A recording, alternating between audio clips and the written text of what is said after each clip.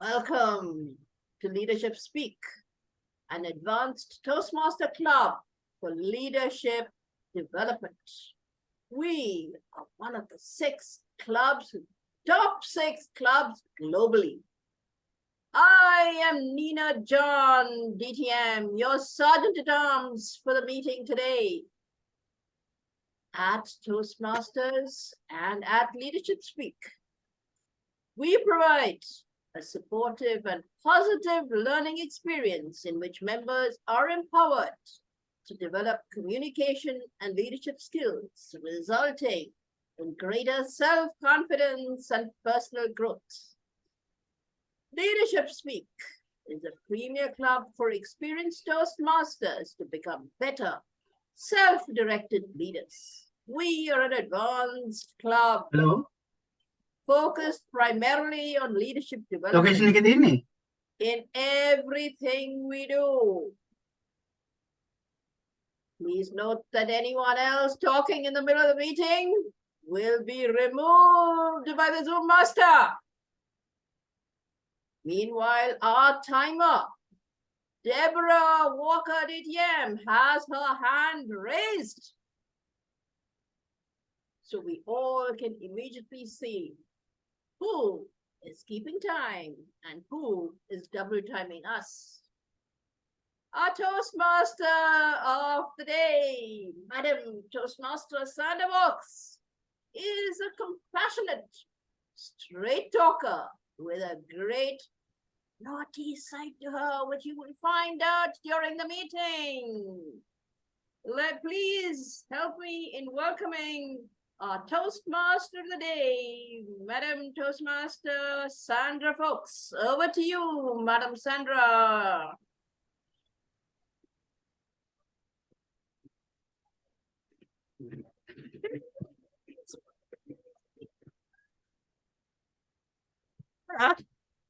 Yes, I am Big Bird today, and I love being Big Bird. Welcome, Leadership Speak, to Halloween. And in North America, Halloween has become just a lot of fun mostly for children. And some of us big ones like to pretend as well, because imagination is how we grow. Imagination is how we create the life around us. Just look around your own life. Do you see that your own thoughts are creating how people receive you? Are you understanding that what comes out of your mouth is coming back at you? So if you want to have fun, laugh and people will laugh with you. If you want to cry, yeah, try that one, that pity party. They'll hang around long enough till they get tired and go away. You're going to be on your own. So join in on the fun of Halloween. I know for some it can sound like, well, it's against the religions, it's pagan, it's awful. Let's forget all about those things, because really all around the world, Halloween started in many ways for the souls that have gone. We all have ancestors that are gone. And I know I still chatter away to my son and my mother and my father and my brothers and my friends. We chatter in our head. Where are we chattering? With those people who have gone before us. That's all. So we can have it whatever we want it to be for us. But today at Leadership Speak, let's pretend whatever we want to pretend. And I'll try to stop disappearing out of the screen here. So little me will be helping. This was from my son, by the way. He rolled his eyes and finally gave it to me. Hey, this is kind of fun. I can disappear and come back. So that is Halloween, everyone. Please join in and have a toast to Halloween. We have got Afton. Afton is a member of the European Toastmaster Club in Paris, France. She joined Leadership Speak to collaborate with international leaders and to take her speaking skills to the next level. She got to the right place. She gets silly too. Trick or Treat is from Pathways Innovative Planning's Level 3 Social Speeches, and she'll be evaluated by Angela Brown. And I'm sorry, I went and gave the objectives first.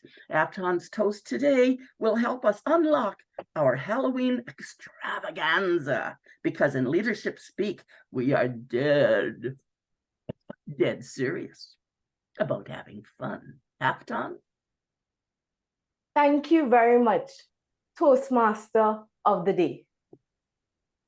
The first idea that comes to mind when I think of Halloween are mischievous children running around the neighborhood, threatening adults with the famous phrase, trick or treat. Let's go. Yeah. Children, oh dear children. It is said that children are our greatest teachers. Why? Because they know how to have unapologetic fun. Today at Leadership Speak, our premier Toastmaster Club, filled with self-directed leaders, I invite you to dig deep within and extract the mischievous child. Yes, my friends, it's Halloween. We are here to learn. And most importantly, we are dead serious about having fun. We are fortunate to welcome members from 16 countries worldwide. Let us open our minds, gain knowledge, embrace and celebrate Halloween together. Whether you're a ghost, a witch, a zombie, or a little mermaid like me, I encourage you to embody this joyful, childlike moment and be grateful. At this time, I invite all of you to please unmute yourselves. You want and it join or me she want it? in toasting to trick or treat. Trick or treat? Or treat. Or treat. Over to you, Toastmaster of the day. That was amazing. I loved it. I'm having an awful time with my beak here, but I love that we're going to just have fun with it. Don't worry. We don't have to talk to anybody. Walker, you're our timer today. Could you tell us about your functions and what's going to be happening? Thank you very much, Madam Toastmaster. This is Deborah Walker from Regina, Saskatchewan, coming at you as your timer today. So good morning, good afternoon, and good evening to my fellow members. Throughout the meeting, I will be keeping track of the timing for both of our speakers and the evaluators. After each portion of the meeting, I will place the timings in the chat for everyone to review. Back to you, Madam Toastmaster. Thank you.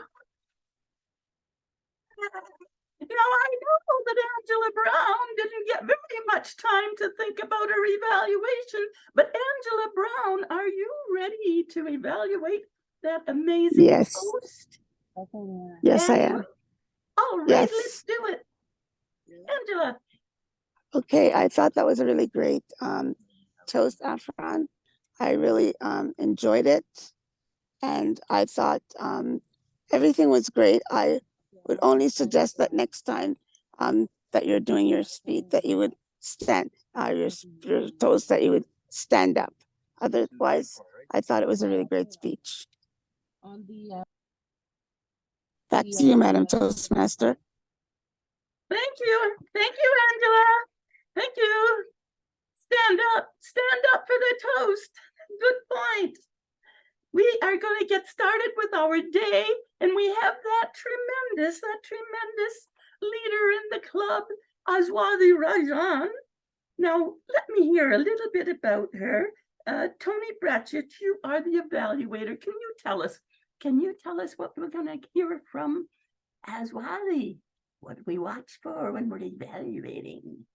Tony. Okay, sure. It's my pleasure, Toastmaster of the day and fellow Toastmasters. Aswathy is giving a speech on leadership styles. And when she worked on her project, she had to fill in a form and evaluate her predominant leadership style, because there's many. And her presentation today is going to be on what her leadership style mainly is. Our role as members of Leadership Speak is to consider a few things. And Aswathy made some specific requests. She's not using visual aids on purpose. So she's asking us, and especially me as her evaluator, to see that, gauge her on her audience contact. Can we stay focused and pay attention to her speech? Can she draw us and keep us connected? When you have a chance, please send Aswathy a note after she does her presentation. Back to you, Toastmaster of the day. And Sandra, you keep on beaking off, right? I just had to throw that in there. Okay. Beaking off. Back to you. Like that? I love it. Oh, this is so much fun. I bet everybody wish they were Toastmasters the day they can dash in and out and play. I want to tell you about Aswathy today because, yes, as Tony said, it's about understanding her own leadership style. Aswathy has been a leader in different facets of life. She's been a school principal. She's been a scientist, a Toastmaster club president, a Toastmaster area director, and now she's an entrepreneur. Yes, you can guess it. All those different roles needed a different style. Well, maybe. The roles, different skills and abilities, and because she had to use different ones, that enabled her to emerge as a leader. Surprise, surprise. She had to match her leadership style to the organization and the situation so everybody could succeed. Understanding one's leadership style, it really does allow a leader to take ownership. Do we take ownership?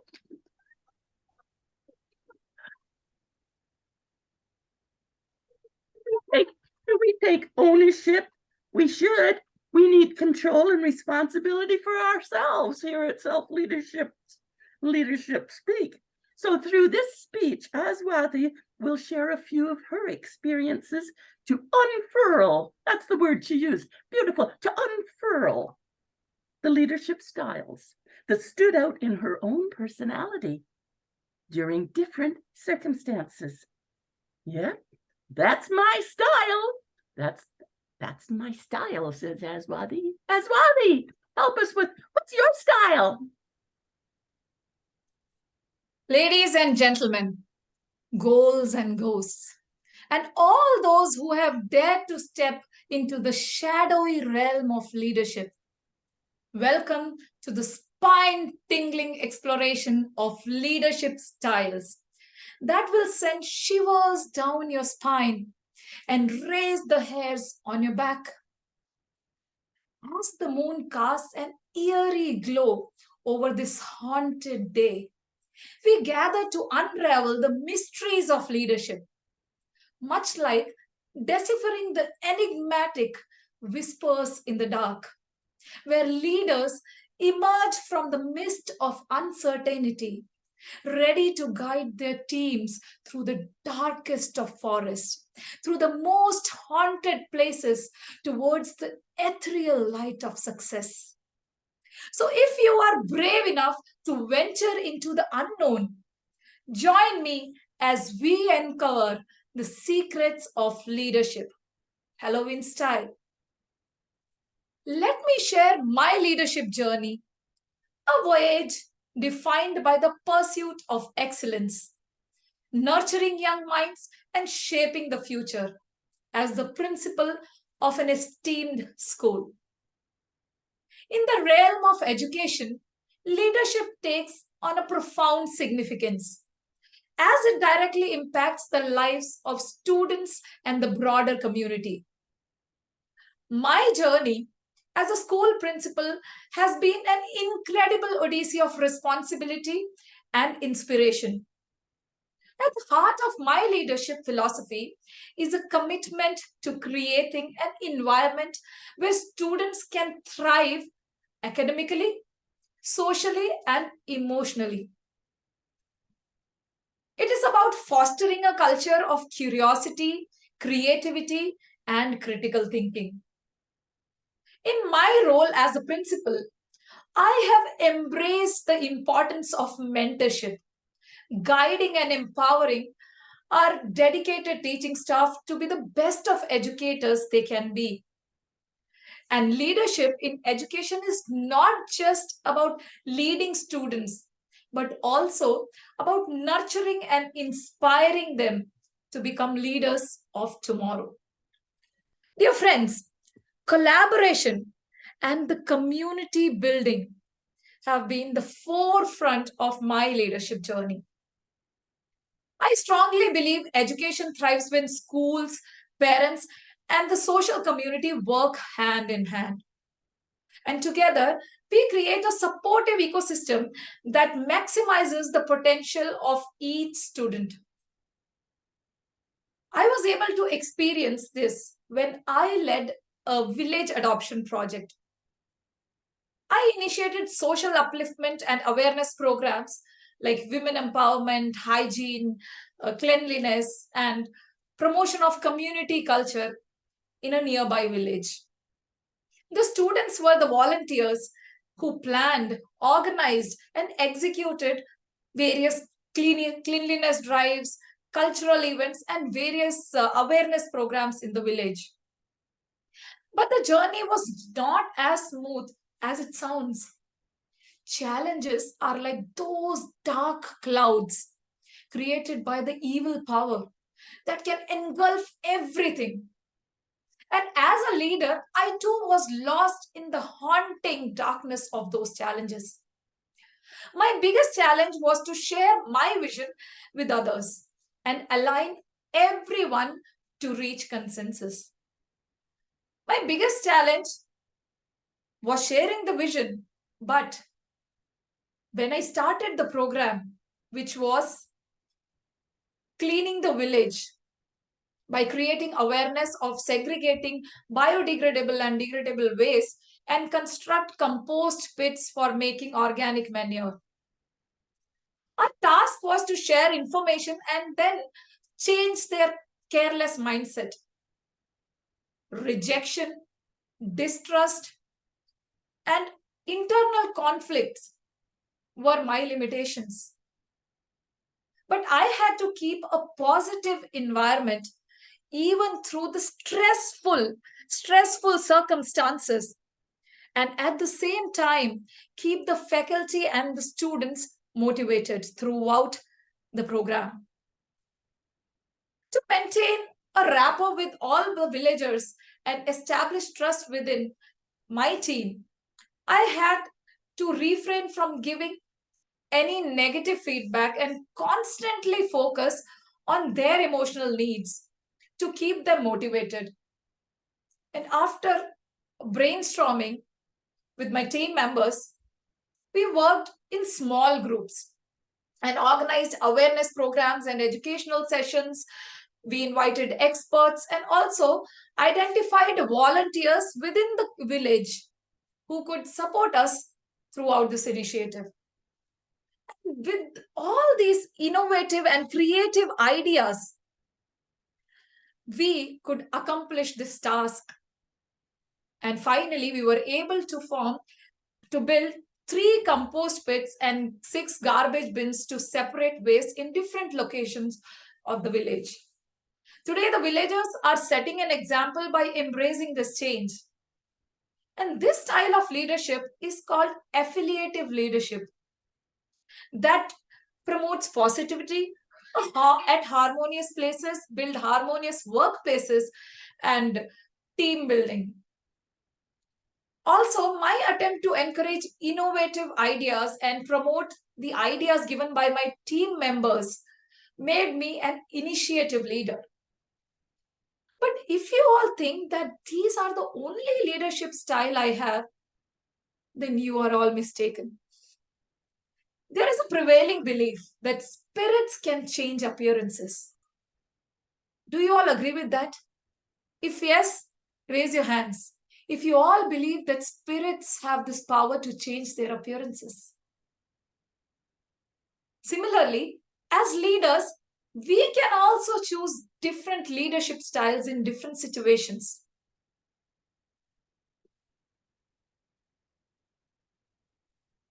Of course, not like this, but in a very positive and empowering way. Let me share another example of my leadership journey with all of you. It was during my leadership as an area director of Toastmasters International. This role has been profound learning experience, rich with challenges, triumphs, and invaluable lessons throughout that have shaped my perspective on leadership. When I resumed this role of area director, I embarked on a journey that required navigating uncharted waters. And Toastmaster International, as we all know, is renowned for empowering individuals to become effective leaders and communicators. And as an area director, my mission was very clear: to inspire and support my clubs and their members within the area and to reach new heights. One of the crucial lessons that I learned during this journey was power of collaboration. Such a beautiful and empowering skill. By the way, have you seen the power of spirits when they come together? Together they become a superpower that can burn anyone into ashes. Scary, isn't it? But unlike that negative, evil superpower, the power of positive energy that comes through the synergy of positive minds is magical and can transform people into better version of themselves. And as an area director, I realized that success is not a solo endeavor, but a team effort. I had the privilege of working with dedicated club presidents, vice president of educations, and passionate members who shared a common vision of personal growth and empowerment. My journey as area director reinforced the importance of serving others. It was during my area contest that I learned how motivating others could empower them. I trusted the newest member of my area and motivated them, coached them, believed in them, and they conducted the first area contest of that year. Every single role player in the contest was a first timer. During the process, I also realized that empathy is very important for a leader because I had to understand each and every member, their unique abilities and their needs, so that I could help them in their way, in the way they understand. And for that, listening played a very important role. By actively listening, yes, by actively listening to all their needs, concerns, and aspirations, I could tailor my support and guidance to better serve their unique goals. Although my leadership journey as an area director has been a transformative experience, but it has adaptability, empathy, service, effective communication, and mentorship. I am profoundly grateful for this opportunity that made me realize that the different facets of my leadership styles, that is, altruistic and coaching leadership style. So, dear fellow Toastmasters, I may not be the spirit who can change appearances, but I am a leader who can adorn different leadership styles depending on the circumstances. Different situations require different approaches, and a leader who is able to adapt their style to meet the needs of the situation is more likely to be successful. For example, in a crisis situation, a directive leadership style may be necessary to quickly make decisions and take some actions. While in a situation where team building and collaboration is required, a participative style may be more relevant and effective. Secondly, different individuals respond to different leadership styles. And a leader who is able to understand the strengths, weaknesses, and motivates their team members and adjust their leadership style or change the leadership styles accordingly will be able to build a strong relationship and get the best out of their team. This in turn leads the improved morale and leads to a better performance of the team. Thirdly, and a very important thing, different organizations have different cultures and values. For example, our club leadership speak is different, has different values on which we thrive. And a leader who is able to align their leadership style with the organizations, their culture, is more likely to be successful. So, my dear self-directed leaders, let us learn the magical skill of adopting various leadership styles and overcome the evil power. I mean, those challenges. Back to you, Toastmaster of the Day.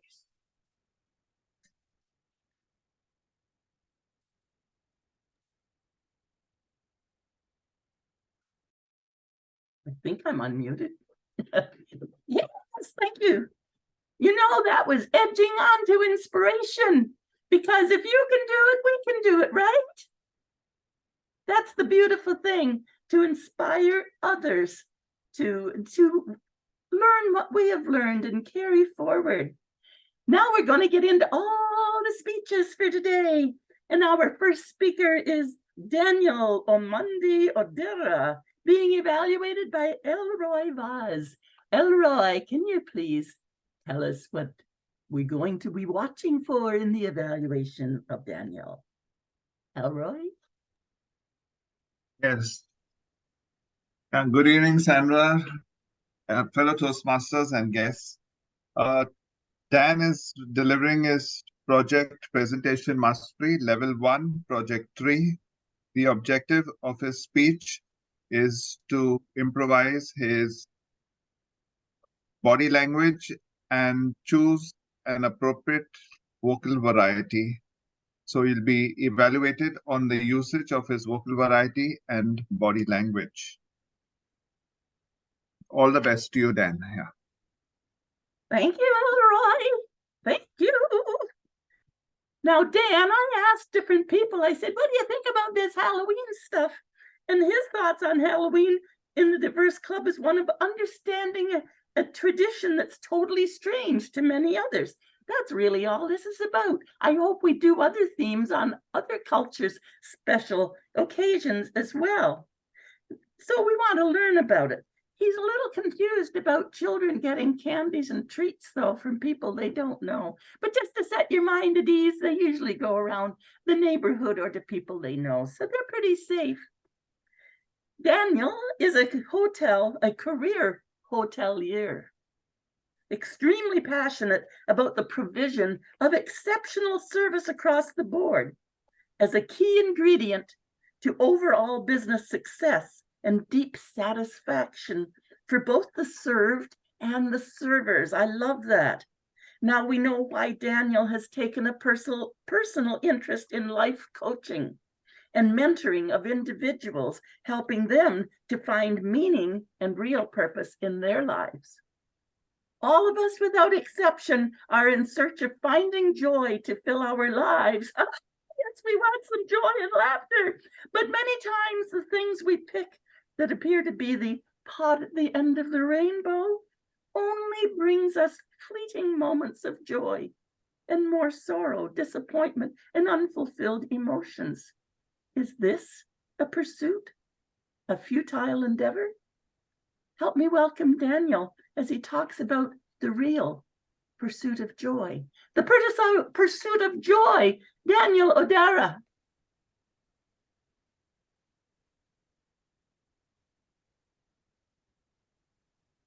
We sat enthralled by his stories, telling us about how much joy he had that evening. We were enjoying, we drank, the music was great. My goodness, how could you not be at that function? How much joy would that be? Fellow Toastmasters, guests, ghouls, and joy seekers. There I was seated among my colleagues, my friends, my fellow students, and they were relating a story of the night out they had, how they drank, how they enjoyed it, how the music was nice, all the women around them, how much enjoyment. In my mind, I said, why wasn't I there? Why wasn't I there? I missed out on joy. I was just sleeping. 10 o'clock, I was sleeping. And these guys were enjoying. And then the next morning, they would laugh how they had spent the whole night, got home in the morning. Oh, what a joy that would be. So I made sure the next time an outing came about, I dressed up. I put on my cologne. I got on my outfit. I was ready to drink. I was ready to enjoy.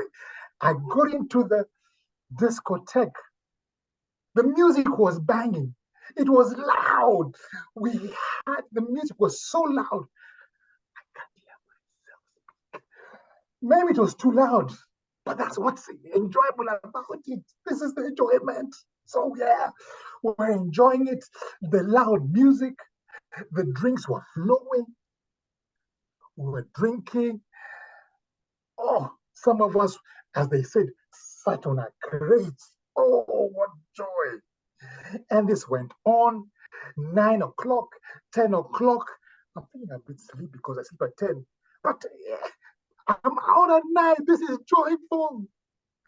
So even though we're not enjoying so much, in our minds we're telling ourselves, this is nice. If others are enjoying, why am I? So yes, this is fun. Where the joy is. And we danced. Midnight came, and I thought maybe we're going to go home. I said, no, we are going to go until the morning.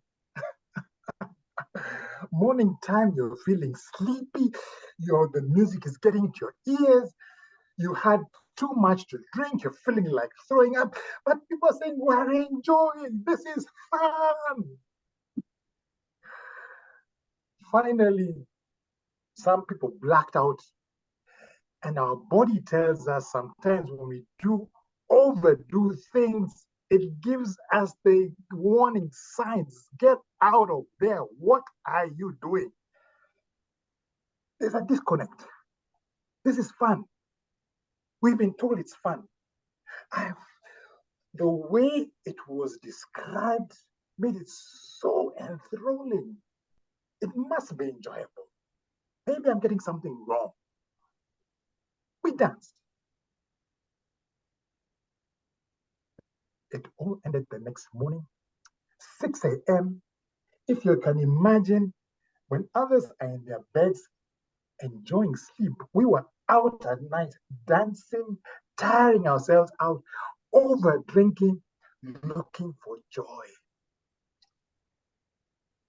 Get home, your head is pounding. The loud sound does not end there. You carry it in your ears because the ears are keeping on going. But we were having fun. We were having fun. Really? I think we need to do a little bit of an audit. What really is fun? Halloween season. And Halloween, there's trick or treat.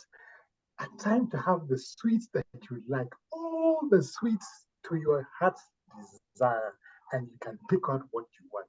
Now, isn't that joyful? You can eat as much as you want, eat as many as you like, even if it gives you a tummy ache afterwards. But this is fun. When will I ever get to eat all these sweets? I remember a story when one young man was taken out on a cruise, and on the cruises, they normally have like a Halloween, you have buffet and you can eat whatever you want. So the young man went and said, I like ice cream, I like this. He ate and ate for 2 hours. At the end of 2 hours, he was sick. He was almost dying. We looked at him, miserable, looking for joy by overdoing the thing, but it doesn't help you. That joy that you searched ends up being misery. So maybe the joy is not in things that we consume, things that give us a pleasing taste in the mouth, a little bit of enjoyment, nice music, and a good decibel is okay. Too loud does not help. What is your search for joy? What things do you find joy in? Some of us say, if I can make all the money in the world, I become a millionaire, I can become another Bill Gates, life will be fine. That is joy.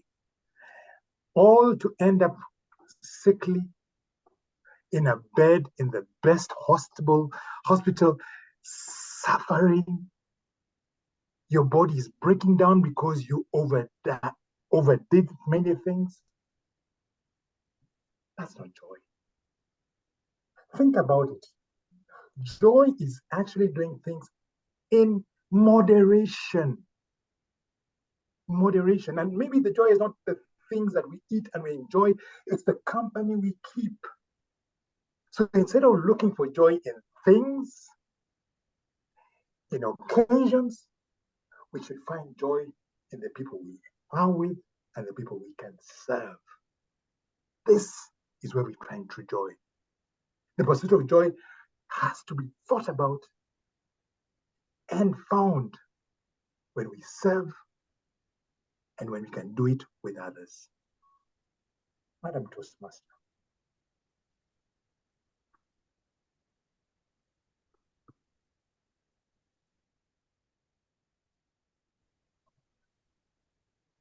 My little mouse, I wish my little helper could find my mouse for me. But here I am. That was amazing. That's a Daniel I haven't met before, and I love that style. Anyhow, that next speaker that we're coming to is Carine Baptiste, and the evaluator is our own Rozy Rana. Rozy Rana, can you tell us what we're watching for today, please? Rozy.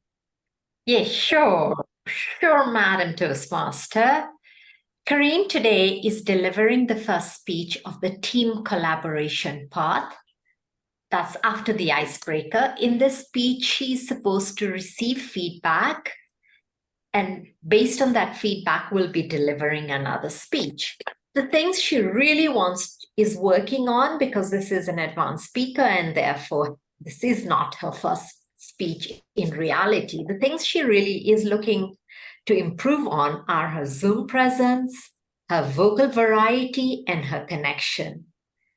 All the best, Carine. Over back to you, Madam Toastmaster. Thank you, thank you, thank you.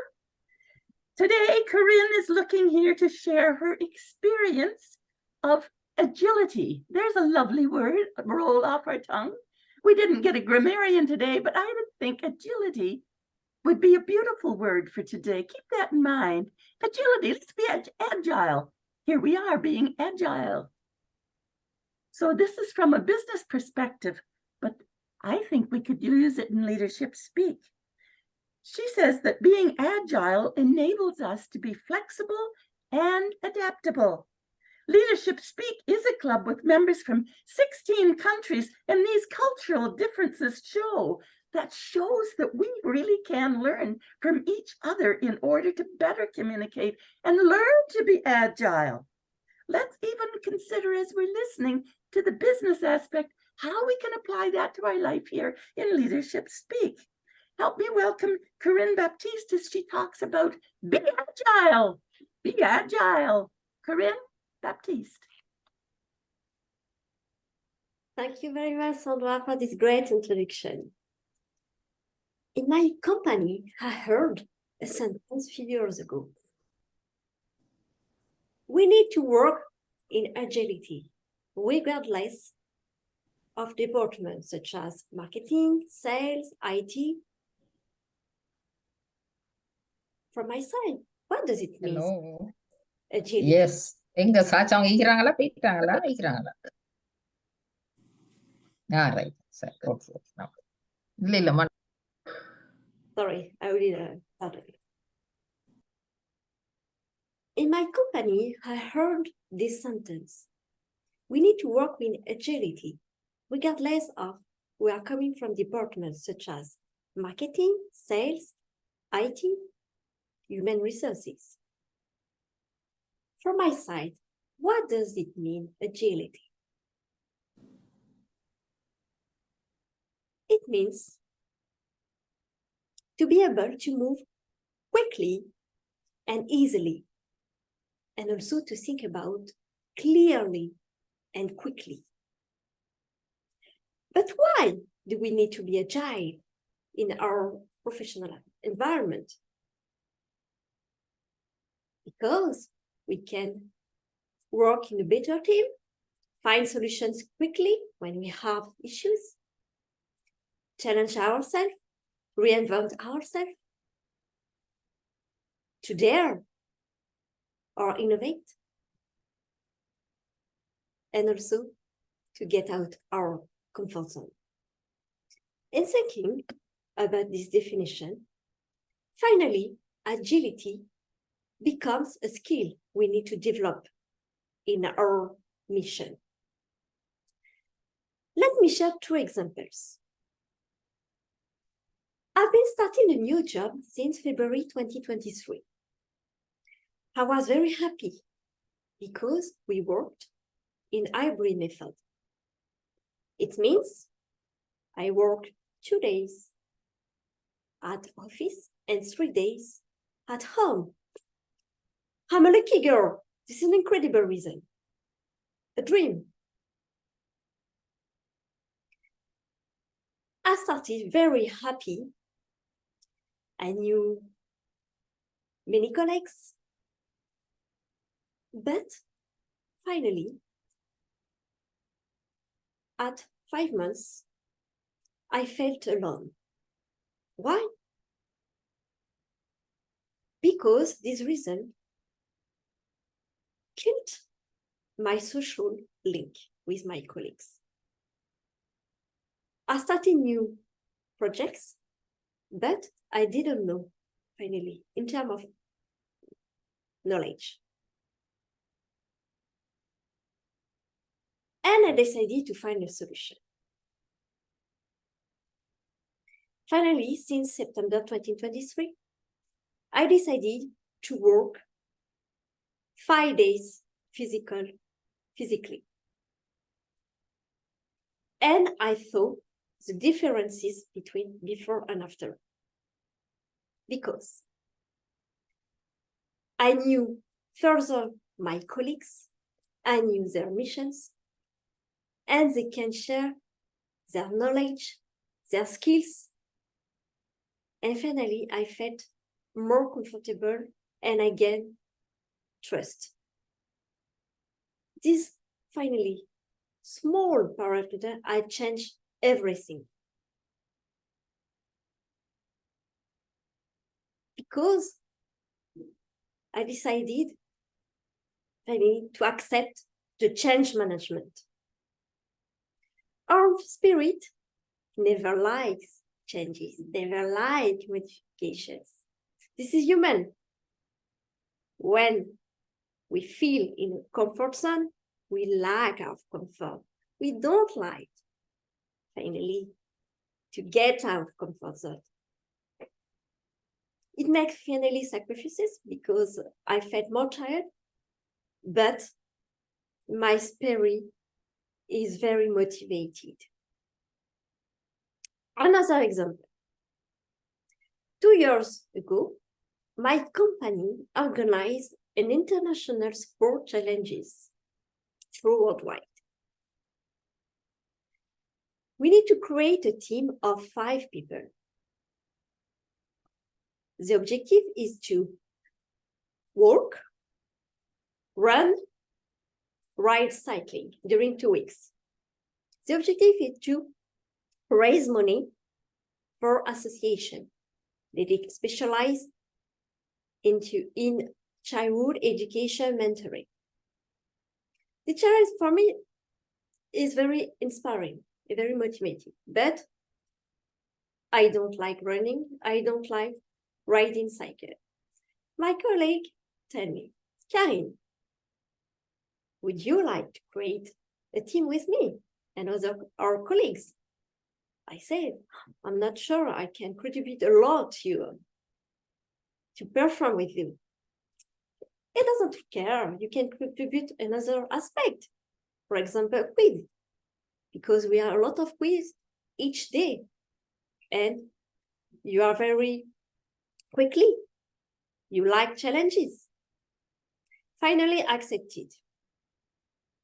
We were still in COVID, so finally we didn't meet a lot, but the challenge creates a lot of cohesion between us.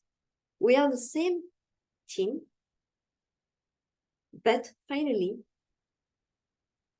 all skills coming from each other lead a performance. I didn't like run, but finally I decided to run 5 kilometers for challenges. I didn't like riding cycle. Finally, I rent a cycle. To conclude, agility leads to adaptability, flexibility in different environment, multi-current environment. And also you can create performance, you can be a better communicator, and also to overcome difficulties. I will finish by a quotation by Stephen Hawking. Intelligence is the ability to attempt changes. Back to you, Madam Toastmaster of the Day. Another amazing speech. We're so good today. We're so good. All righty. Next, we have Jennifer Ghosh. And here to evaluate Jennifer is Clemence. Kambewu. Clemence, what are we listening for? Thank you so much, Sandra. Good day, everyone. Jennifer is presenting a speech in a pathway motivational strategies, an elective connect with storytelling. The purpose of this project is for the member to practice using a story within a speech or giving a speech that is a story. She's completing this project and expected to focus on using stories in a speech or creating a speech that is a story. She may use any type of story, personal, well-known fiction, or one of your own creation. I'll be listening for a well-organized speech that is a story or includes a story. Jennifer has also asked me to pay attention to the whole suite of body language, that is intonation, the speed, tone, gestures, and the drama in your story. Back to you, Sandra. Thank you, Clemence. Thank you, thank you. And Jennifer says that I like storytelling. That's what she put. I like storytelling. And it's a Halloween theme. So Jennifer had a story written by a friend. Cheap. Oh, I mean, cheap. I mean, no, I don't mean that either. Duck. Anyhow, she had a story written by a friend, which is pretty apt to today's occasion. It's fiction and gives her an opportunity to display skills that are required in this instance. Going with the theme, her story is about the dark night. There's always two sides to a coin. There's always rain, there's sunlight. If there's day, there's night. If there's negatives, there's positives. It's all about how one approaches things and sees things through a different lens. Help me welcome Jennifer as we hear about the dark night. Jennifer.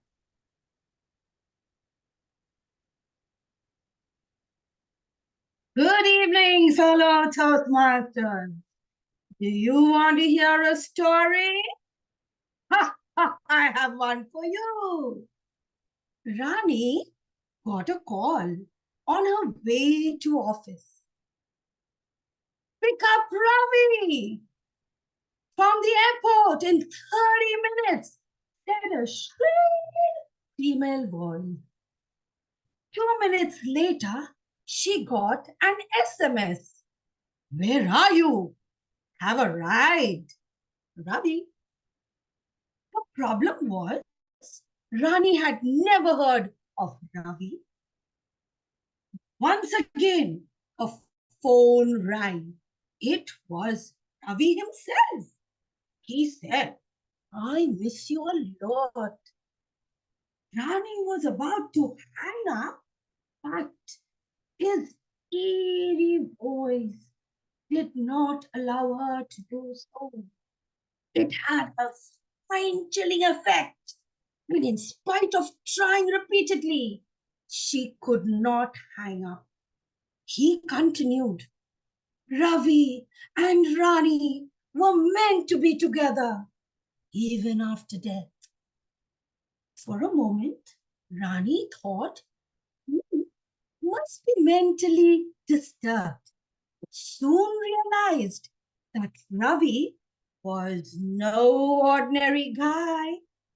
He had some unusual powers which could stupefy people. Rani remained, hearing him speak, unable to move or speak.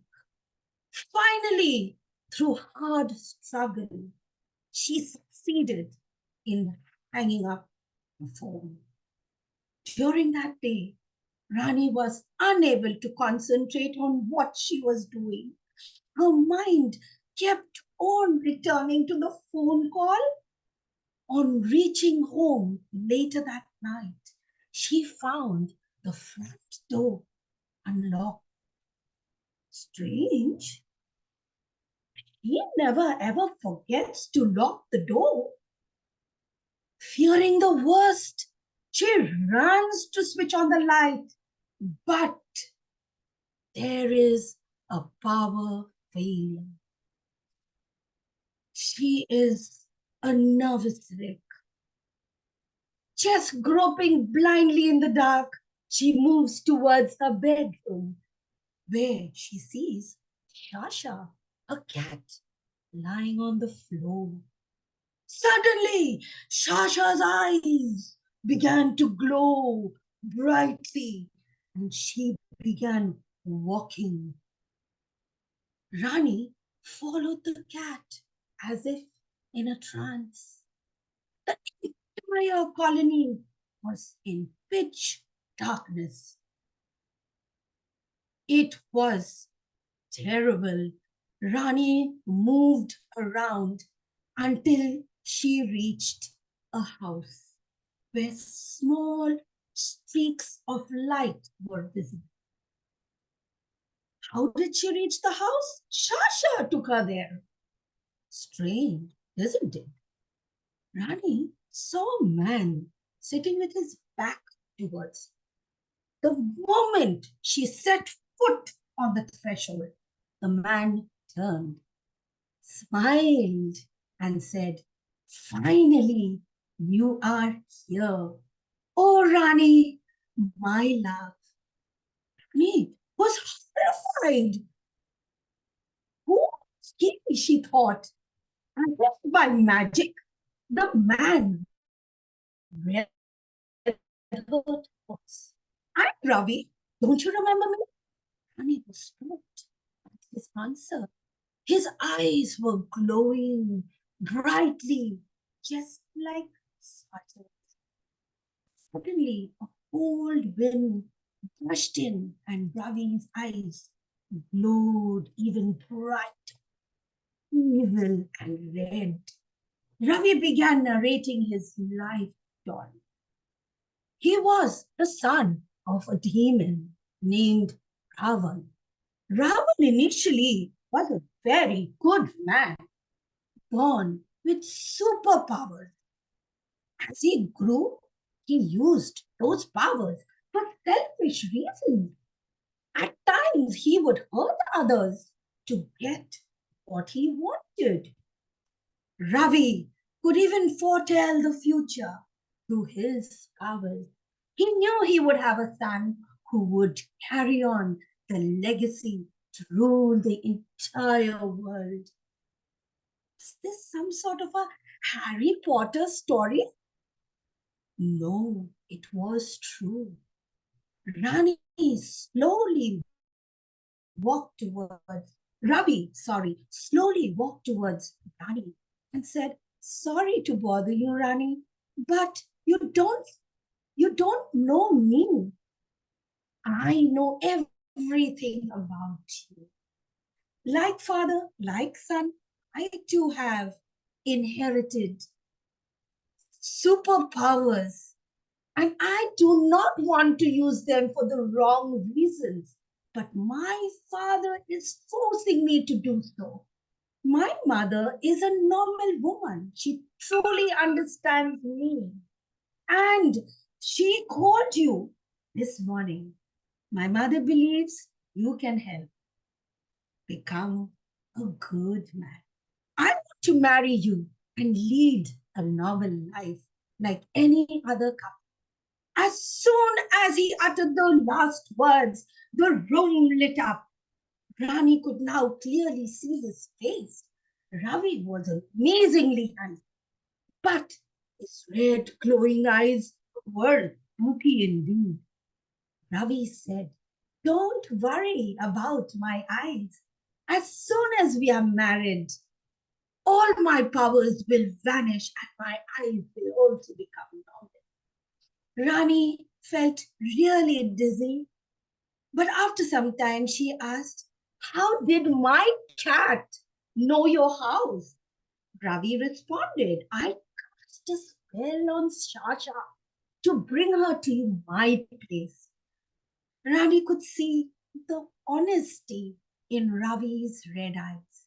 It's been 4 years since they got married and living happily with their 2 daughters.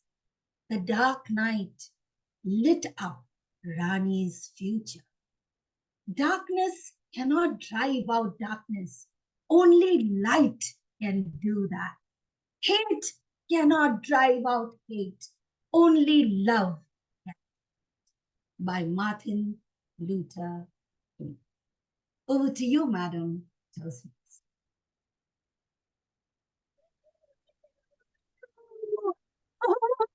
The dark night. I love that the light came. Every dusk has a dawn. It will be, it will be, it will be. Now our next speaker is Paramjit Singh. And Paramjit is being evaluated by our own.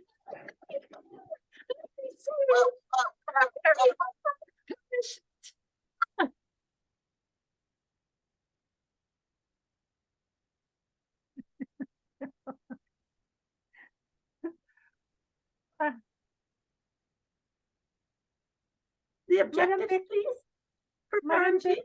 Madam Big Bird, I will give the objectives of Paramjit. The purpose of this project is for the member to apply his understanding of social media to enhance and establish or new social media presence. The purpose of this speech is for the member to share some aspects of his experience in establishing or enhancing a social media presence. And he is speaking from Leadership Development Level 4, Project 2. And I should concentrate on his vocal variety, building a social media presence. Over to you, Madam Big Bird. Thank you very much. Now, in terms of Halloween, Paramjit says, that's new for me. And I love how Paramjit just always says, I like what's new for me because I like to play and experiment and figure out what I'm going to do. And he enjoyed the theme meeting at another meeting in the past at another club. He enjoyed pretending and having his imagination. So for the social presence today, social media is the only way to build your brand and to engage clients. So if you want any clients, you're going to have to move on social media. Sorry about that. And it's tough. It's tough. But Paramjit's story today is about a ghost. Oh, is that you, the ghost? Not Casper, it's Paramjit the ghost. And he, as a ghost, is building a brand new social media presence.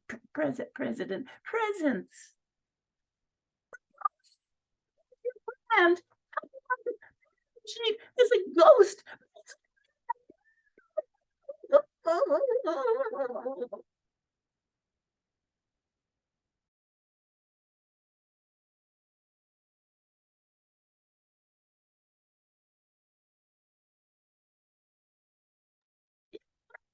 Disappear off the spotlighting, please. This is now time for the ghost. Hello, everyone. Hello, my dear fellow Toastmasters. Sat aside. Let me introduce me first. My dear ghosts and goblins, happy Halloween. I am a marble ghost. You can hatingly or lovingly call me MG. You know, I was a human being like you in 17th century and was helping building the Taj Mahal, a monument of love. And a marble slab, he became friendly with me. And one day, this love fell on me and I died and became a ghost. Now I have a special bone for the lovers. I scare them away. And if they don't get scared, I have different ghostly ideas in my sleeve. MD, why are you interfering in my speech? This is my platform. Why don't you find some other platform or a Toastmaster club where only ghosts are allowed to speak? Okay, let me come back firstly. When did you last order something on Amazon? Oh, when did you order something, a grocery online? Or when did you last order bloodless biryani online? Just 2 hours back or after the meeting? Because that means we cannot live without our social media presence.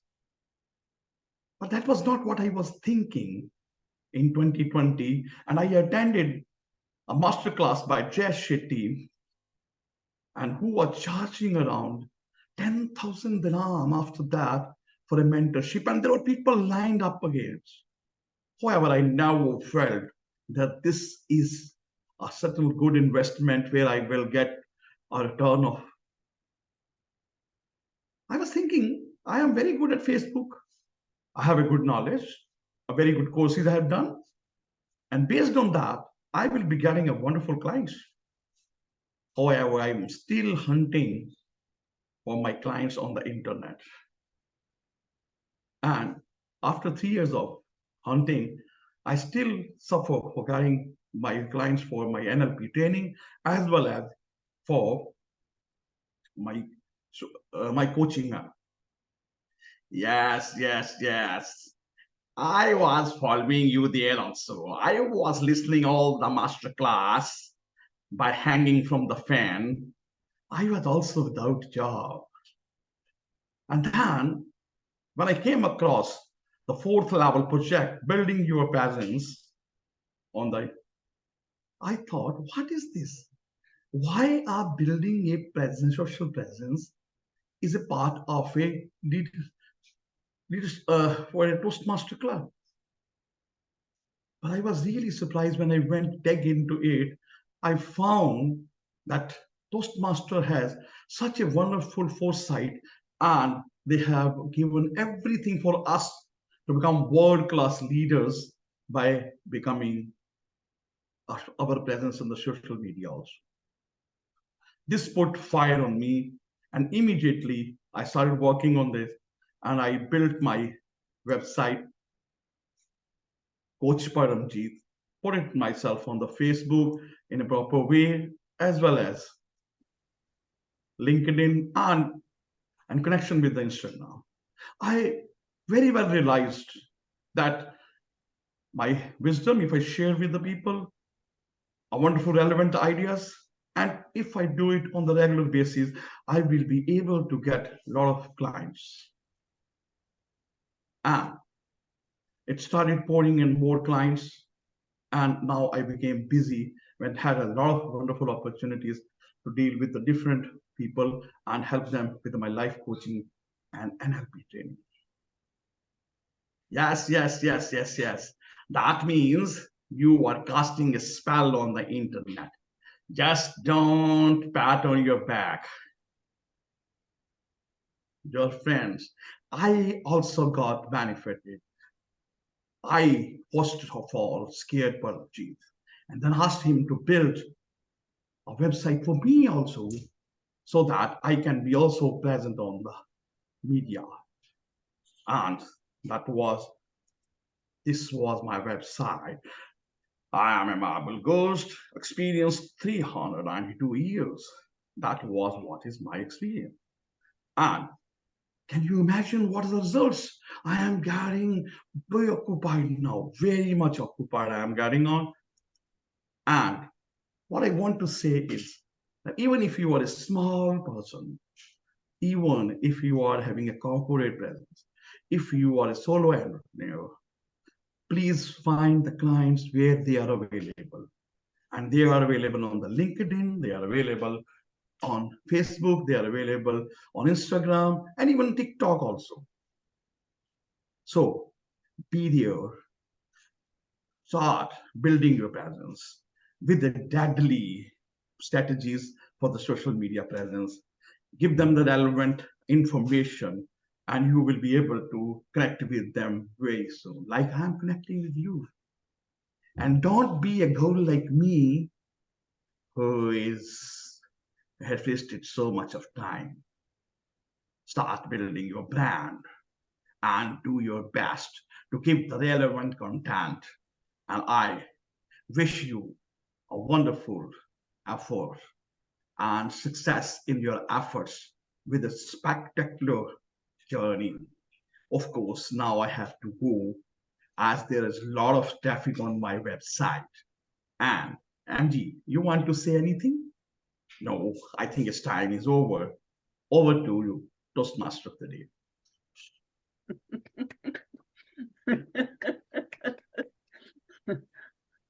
That's very ghosty how you keep disappearing.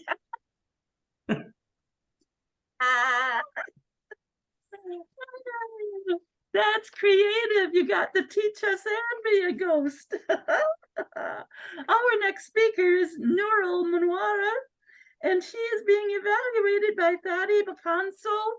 Could you please tell us what we're going to watch for Noorul? Where are you, Thadi? Thadi. Thank you very much, fellow Toastmasters and guests. I'll be evaluating Noorul. She will be presenting a speech from the Motivational Strategies Path, Level 1, Project 2. The purpose statement of her speech is to deliver an effective, well-defined speech in a narrow topic. The project purpose is for Noorul to learn, or as a DTM, to review basic methods for writing a speech with a defined purpose, and to present a well-organized speech on any topic. The goal is to meet Noorul's expressed purpose statement, which I've just given, with a well-executed speech. Back to you, Madam Toastmaster. Thank you. Thank you. Noorul is a passionate Toastmaster. I bet none of us knew that. She is so busy doing so many things with Toastmasters. She's amazing. She's been a passionate Toastmaster since 2006. And she literally enjoys reviving and grooming leaders. And today, her topic is going to be, guess what? Dream Team. She's building the Dream Team. Hey, everyone, let's welcome her and find out about how she has been building the Dream Team.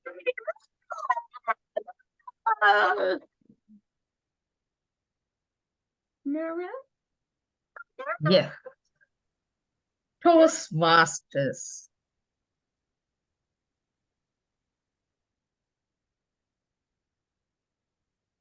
Dream Team. Halloween team. Good day. What a wonderful day. Well, today I am going to speak about the team building. Let's see how it goes with you.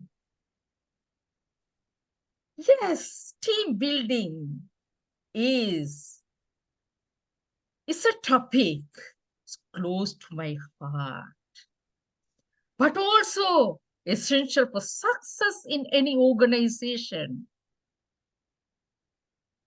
So let us explore the importance of the team building and its core principles and provide practical tips to enhance your team building efforts.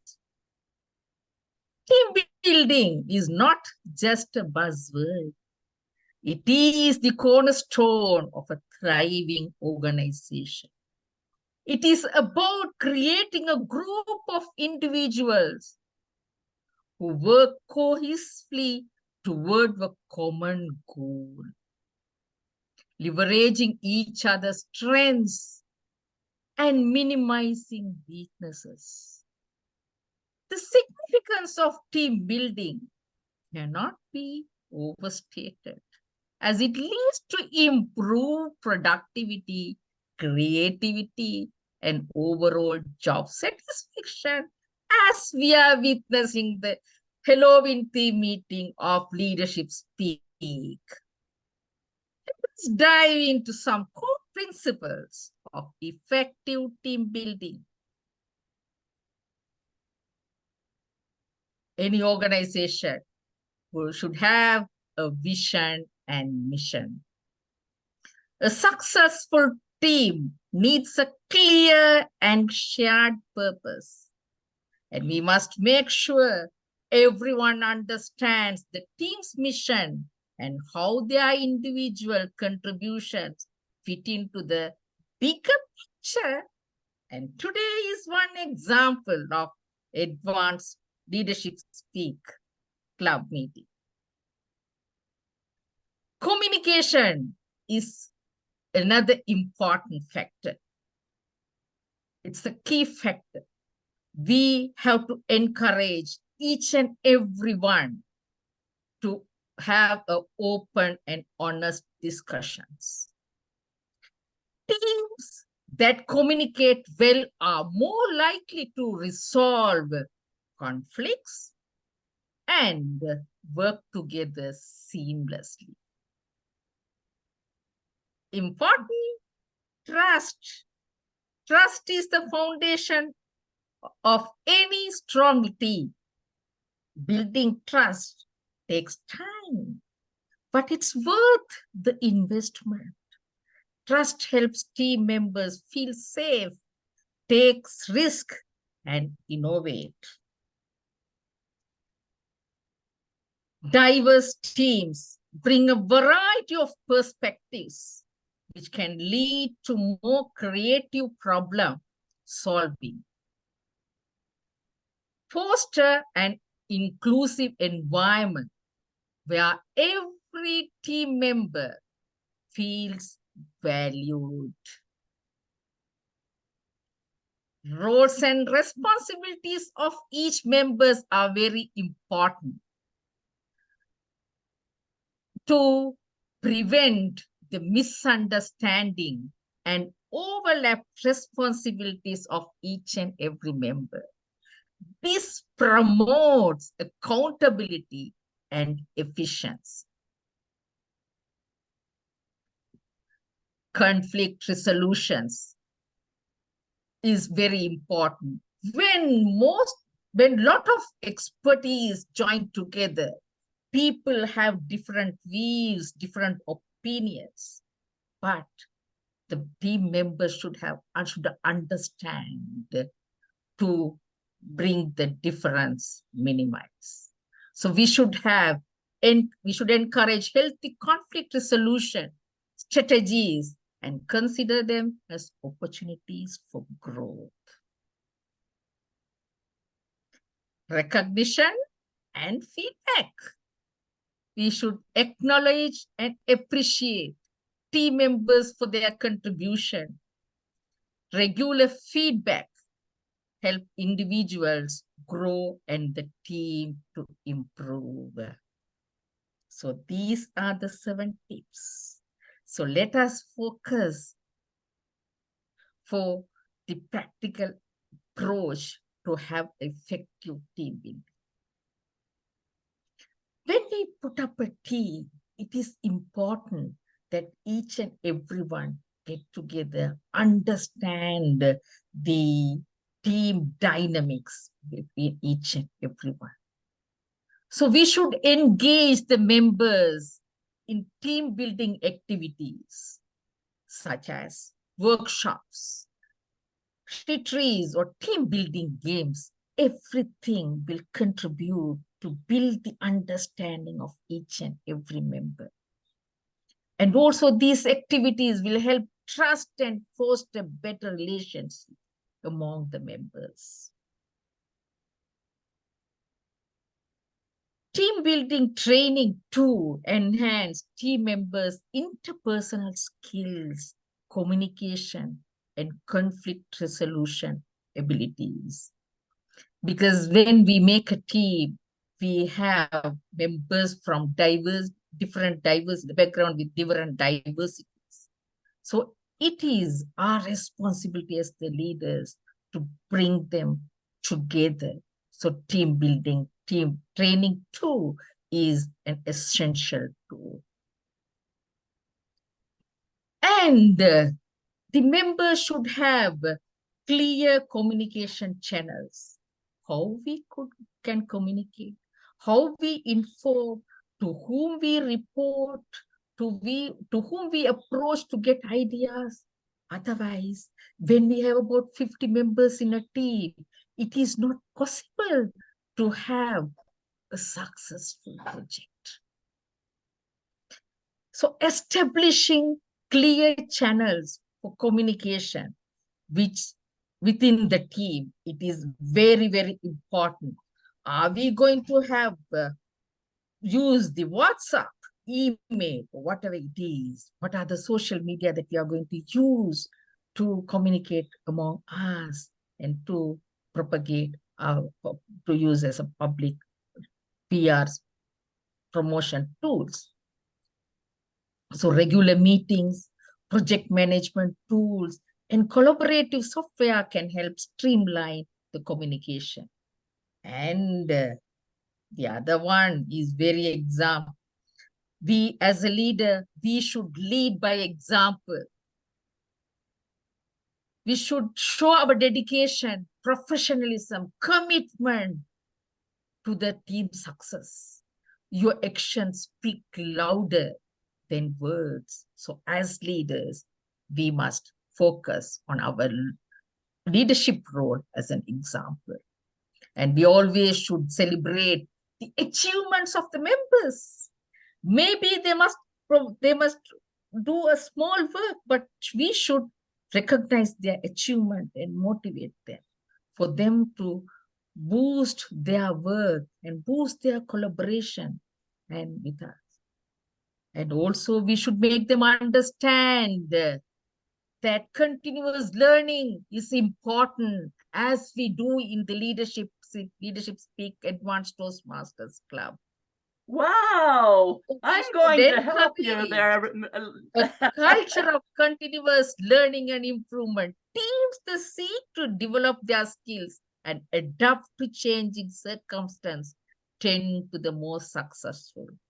Look for feedback from each and everyone and make them to understand how the feedback can make them a better person. Thank you so much. Evaluation. Over to you, Toastmaster. Noorul, that has been amazing. Thank you so much. You've got enough content there for 2 or 3 speeches because you have so much wonderful material. Thank you so much. Let's hear it for Noorul, building the dream team. Woo, thank you. All right, we're going into our final speaker for today, who is Clemence Kambewu. And guess who is evaluating? Because Ram ended up having to be very active in the district today. And so I'm taking it on. So Clemence, you're stuck with me. I'll try to behave. So Clemence is working from Innovative Planning Level number 5. It's evaluation and feedback. He's presenting a new speech or the same speech. I think it's the same. He's presenting the same speech over, sorry. And it's incorporating some or all of the feedback. The feedback that he received first time was to add a little vocal delivery variety. And today he's adding some slides, which was suggested, and to be able to move and see his motions in the Zoom. So the Zoom presence in general. And that is what he received. So when you're doing your feedback for him, and I hope people are doing feedback, I like to do the private one, but give feedback because that makes such a difference. So today, to introduce Clemence, his area of focus is leadership and technology. He is mainly interested in how technology impacts leaders at various levels. Well, I'll tell you, here at Leadership Speak, the technology stumps us so many times, and yet we get stretched to learn some more. Today, he's going to talk about the negative effects of technology on the leadership qualities. He will bring to the fore three leadership essential qualities that can be negatively affected by the use of technology, and how that negative impact of technology hits on leadership is his title today. Help me welcome Clemence as he talks about the negative impact of technology on leadership. Clemence? Woo! Oh. Thank you, Madam Toastmaster of the day. Let me share some slides.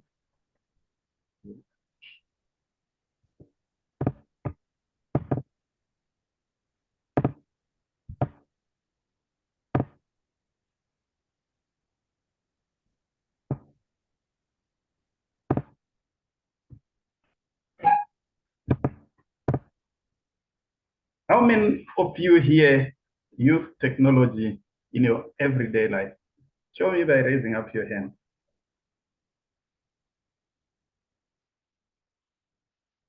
Thank you.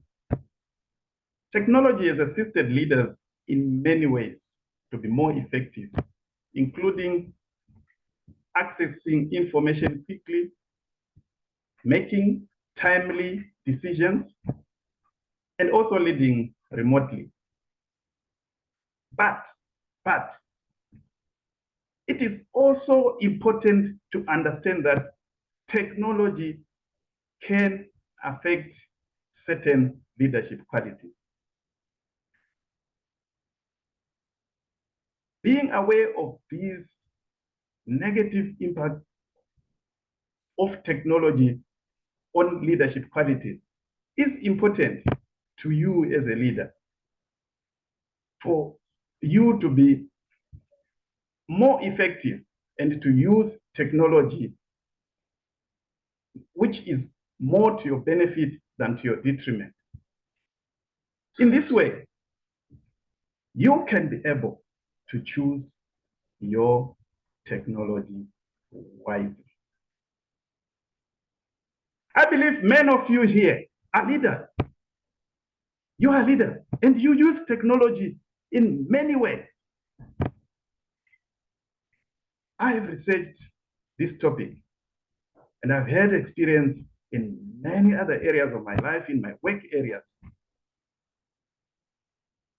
Today, I'm going to speak on three things, three qualities that are affected negatively by technology. Firstly, I'll talk about the negative impact of technology on decision making. Decision making is a very important aspect in leadership.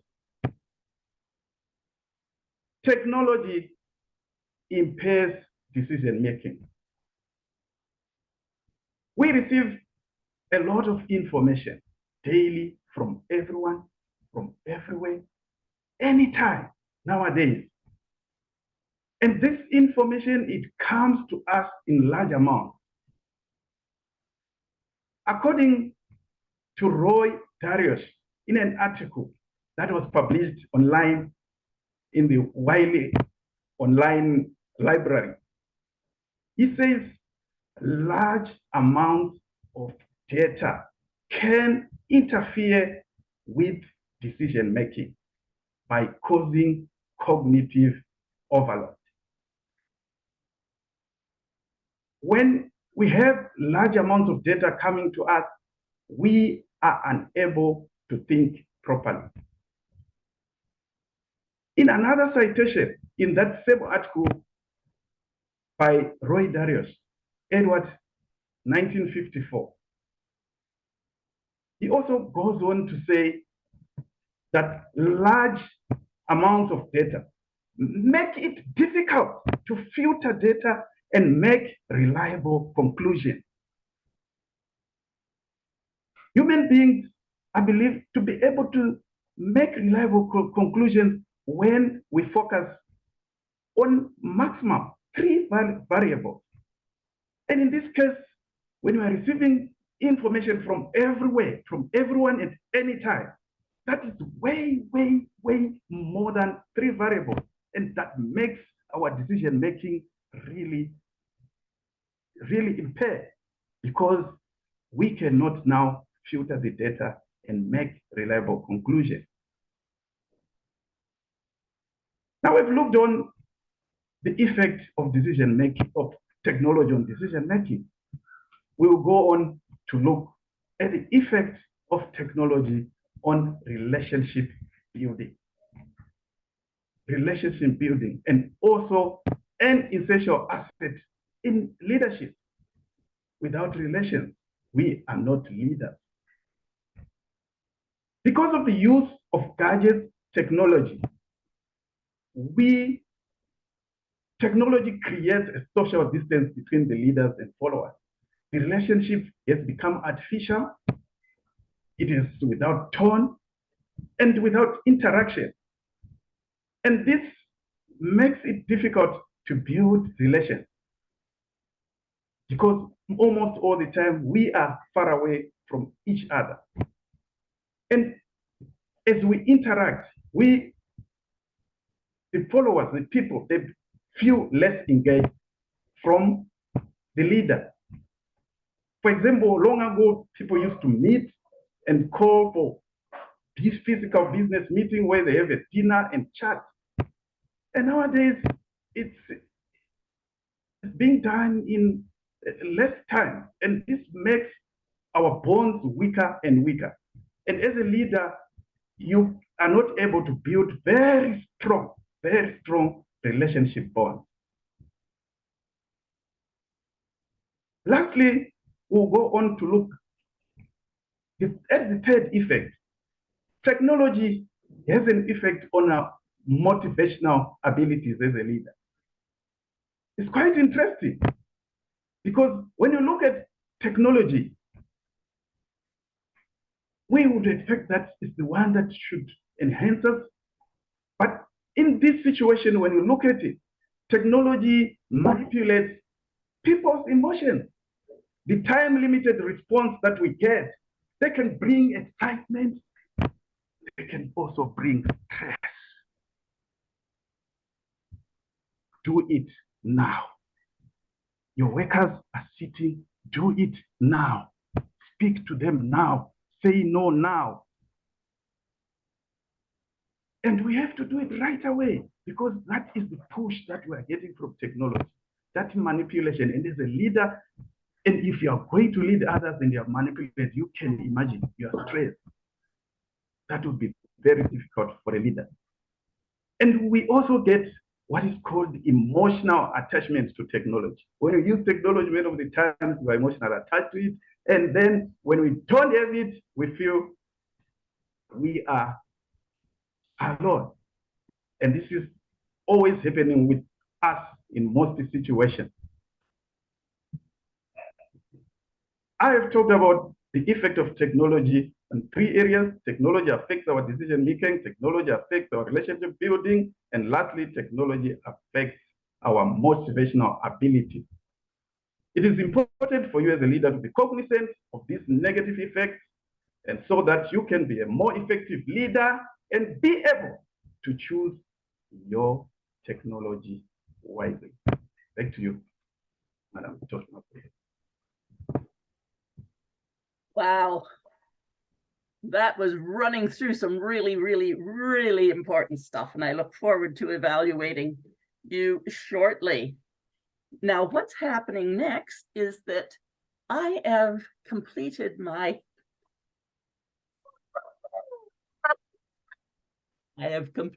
Toastmaster of the Day until the ending.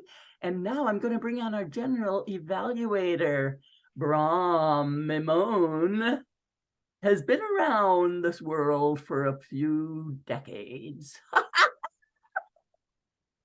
He's gone through a few of those dark nights, the dark night of the soul, where you finally come through all the pains and the challenges and out on the other side and say, I've figured out how to be a leader.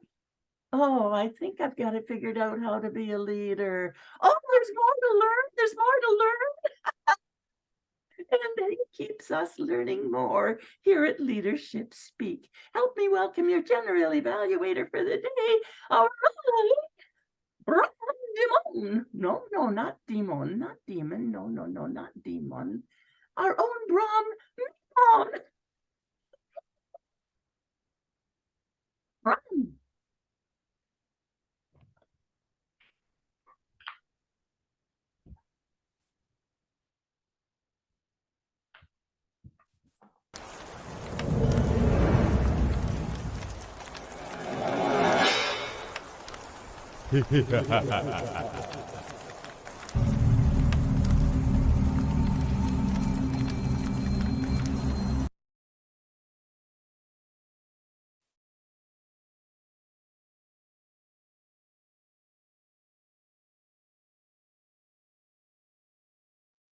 You're on mute.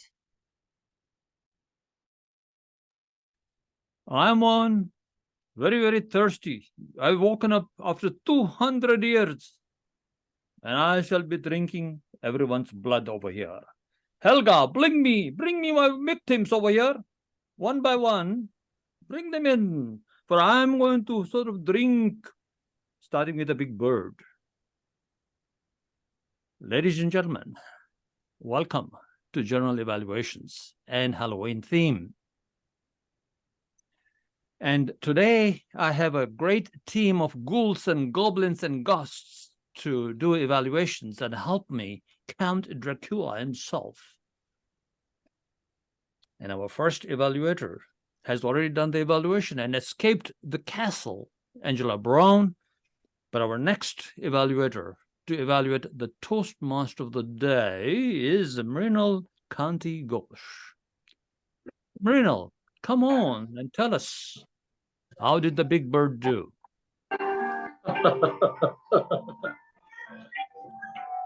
A mask tell us more than the face. Today exactly resonate with the scary big birds. Can you see? Can you see the scary big birds? Yes. Amazing structure of the team. You connected with the audience throughout your meeting. Everyone at least watching you. What an amazing data. I love that. Second, I love about the clarity of the message with vocal variety. When you talk about this amazing speech, I like the story, Dark Night, and your scary smile throughout the meeting. Amazing. I love your pregnant posture throughout your meeting. Only one thing, you maybe work on that, to becoming a better Toastmaster of the team. Only one thing is about Zoom presence. Sometimes you are visible, sometimes you are not visible, but you should be visible. Create the scary environment among all of them. So as an overall, my big bird, I must say, what an amazing structure or theme of your meeting today, and well organized. You play to the message throughout, you connect with the audience throughout your meeting, on the scale, presence, all infinite. And gestures, amazing gesture you maintain throughout your meeting. Only one part you may work on that, so for the better visibility, because a mask tells us more than a face. Only Zoom presence. That's all.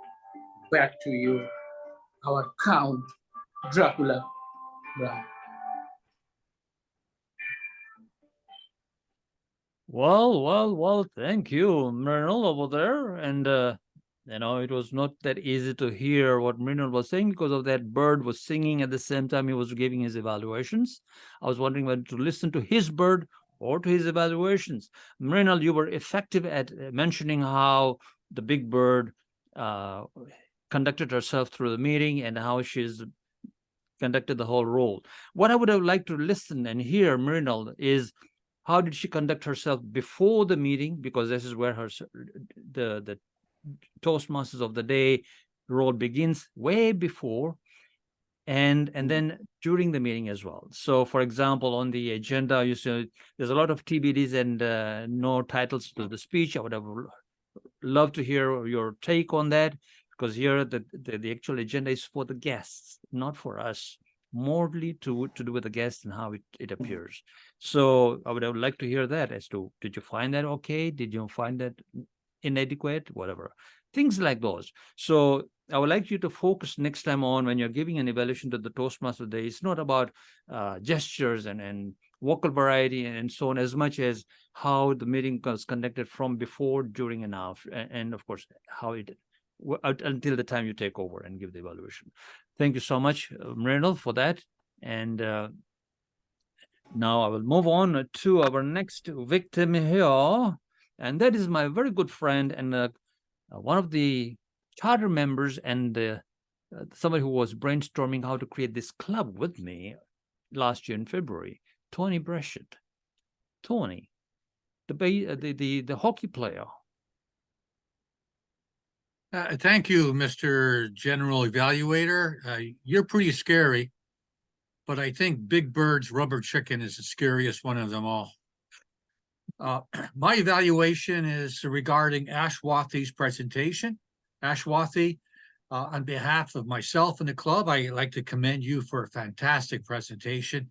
It was based on leadership styles, and you asked us to pay attention to your eye contact and the way you engage the audience, and to see if we stayed focused with what you were saying. There was a number of excellent things that I thought came out in your presentation. Now I'll refer to 3 of them specifically. I loved your masterful script. You stood there for a long time and you went through a lot of things without hesitation, very fluidly. I wish I could do that. In talking about leadership, you mentioned some very key words, which I'll briefly repeat: collaboration, vision, awareness, emotions, team building, empathy, of course, empathy, active listening, coaching, adaptation, crisis, and you weaved all that in there into 2 leadership journeys. The first one was your personal journey as a principal, and the second one was as a area director for Toastmasters. I thought your closing was very powerful. Your closing encompassed the aspects of your presentation. You discussed not your main leadership styles, but the fact that a good leader must be able to shift through different leadership styles at different times, depending on the audience and the circumstances, and to shift through those leadership styles seamlessly. And that was very appropriate, and that's the essence, I believe, of good leadership. My recommendation is your opening should have been similar to your closing. Your opening was Halloween theme oriented, which is very nice. I thought if your opening was similar to your closing, you would have told us your message clearly up front. You were going to talk about shifting through different leadership styles. What I really liked was your discussion about diversity, how that's so important to leadership. We're all familiar with, intelligent quotient, emotional intelligence. Now we're learning about artificial intelligence, but our society doesn't discuss cultural diversity or cultural intelligence often. And sure enough, our club is a symbolism of that. And yet you talked about how that was important to leadership. So you did a superb job of covering all the bases. Therefore, I'd like to commend you for a skillful presentation that certainly engaged my attention. It's all those keynotes, important phrases, and talking about shifting through different leaderships at the right time. Well done, and thank you very much, Aswathy. Back to you, GE. Thank you. Thank you, hockey player, Tony. Before I drink your blood, Tony, you were effective at the opening and how you opened your evaluation, mentioning effectively the 3 points that the speaker covered as well, and the journey, the two journeys of a principal and area director. But I think you missed out the actual project, which was neither a principal or area director, the project that she did in the village with the school grades. Perhaps it was the principal, but it was quite a different project as compared to what the whole thing was. And that was the main key factor where the speaker learned a lot of leadership styles and different ways of being and so on, and changing the styles very rapidly. And I think you should have mentioned about how effective the speaker was over there.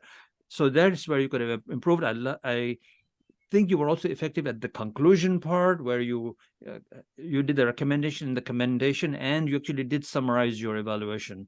I would have liked a more tighter summary, though. Thank you so much, Tony. We'll move on to our next speaker's evaluation, and then Odero's, I think, is, yes, it is Elroy Vaz. Elroy, are you there? Yes. Thank you, Elroy. Good evening, Toastmaster, Toastmaster Bram, Evaluator, and Toastmaster Dan in particular. Toastmaster Dan, I like the vibrancy and the joy you brought into your speech on the pursuit of joy. You gave a very nice opening on how we set goals, and you set the scene by describing the incident with the youngsters, how they had a good time and you wanted to be a part of it. And then you brought in very nice thought of how we must audit fun. That was really nice in the light of the Halloween season that we are all celebrating. You also went on to elaborate on what is joy and how suffering contrasted with joy and so on, and overdoing things can really hamper our experience of joy.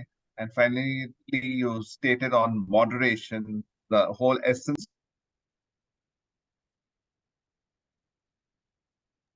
The whole essence of moderation and how moderation is essential to experience joy. So that was very well, beautifully done. Right through your speech, the vocal variety was very evident, nice pitch, nice tone, expressive body language, so on. Now, where I felt you could enhance your speech was, I found that you were overexcited, too expressive at times. So when you spoke about that personal incident about joy in the end, okay, finding joy in the people we serve, if you could state one personal incident that brought you joy, that would have brought out the whole essence of your speech. Secondly, a little more work on your structure would help, because you had to bring out your body language and vocal variety with a message. So you started off well, then you went on to explain about moderation and then finally concluded. But the structure was a bit the flow was not very great. So you concluded beautifully. You said, find joy in the people we serve. That was a very nice thought for the audience. You had good stage presence right through. You were articulate and enthusiastic in your delivery. And I'm sure if you keep in mind the points that I've told you to improve on, you will evolve into a much better speaker that you are already are. Over to you, Count Dracula Brown. Thank you, Elroy. Thank you very much here. And before I drink your blood, everyone here, and Elroy especially, our evaluations are supposed to be around where the speaker was effective and where they could become more effective and better excel about what they did in terms of the recommendation. So the speech, where he was effective was, what was the purpose of the speech? Rather than summarizing the speech that he had done, which is not really an evaluation, is to say, you were effective at telling us what the true meaning of joy is. And this is how you told us about the true meaning of joy. You were effective in your opening. You told us a story about how the joys that you were engaged in were not really joys, and how they sort of were not good for your health. And so we got that. And so this is my takeaway, and I got that. And here's where you could improve. So that is how an evaluation is in a more advanced club. But overall, thank you so much. You did point out the great points of where the speaker did excel well, and the recommendation. A great, better summaries, tightened up summary would have been better as well. Thank you so much, Alroy. Our next speaker is, our next evaluator is going to be Rozy Rana, and she's here to evaluate Carine, Baptiste.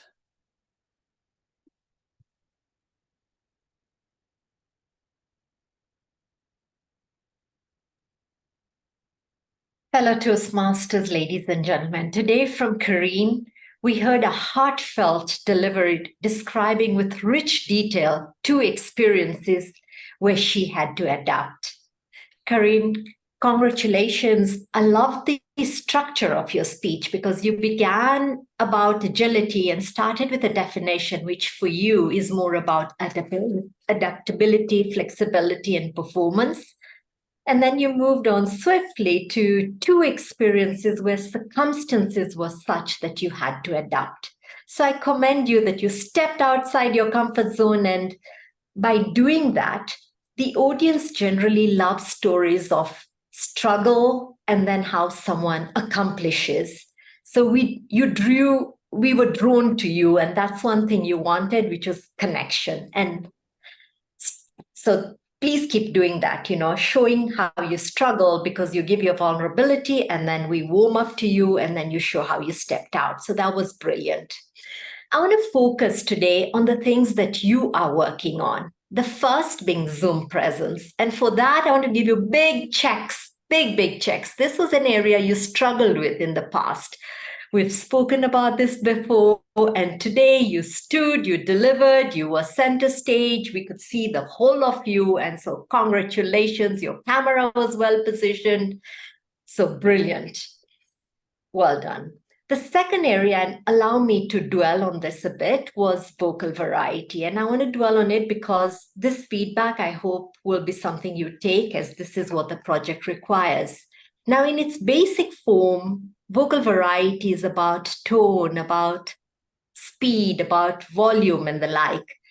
And you have a beautiful, I'd like to call it a sincere, authentic tone. Again, the audience is drawn to you. We just trust you just the way you speak. It's very easy to warm up to you. I like that. Nonetheless, I would have loved to see variation. This is how the tone was throughout. Yet your content had so many areas where you could vary it. Allow me to expand on this. You talked about many feelings, or, you talked about being happy. I would have liked your happiness to come out. You talked about feeling alone. This was a perfect area for you to soften your tone and just say how you felt alone. You talked about things that you dreaded. I don't like cycling. I don't like running. But they didn't come out with that tone. You had the perfect opportunity to do that. And then towards the end, as the team came together, and you should have said, I cycled, I ran, I walked. So again, that opportunity was there, which you could have taken. You also had in your delivery a conversation with a colleague, a pause between, even if you didn't have the comfort to vary the tone and try and ape the colleague, a pause between would have helped us see that difference. But all in all, so I would like to conclude by saying, fantastic structure, beautiful narration of your experience. Thank you very much for stepping out of your comfort zone. That's commendable. There is room for you to improve on your vocal variation, and this is an area you're working on, and I'd love to see that in your next delivery of the same speech. Thanks very much, and back to you, Count Dracula.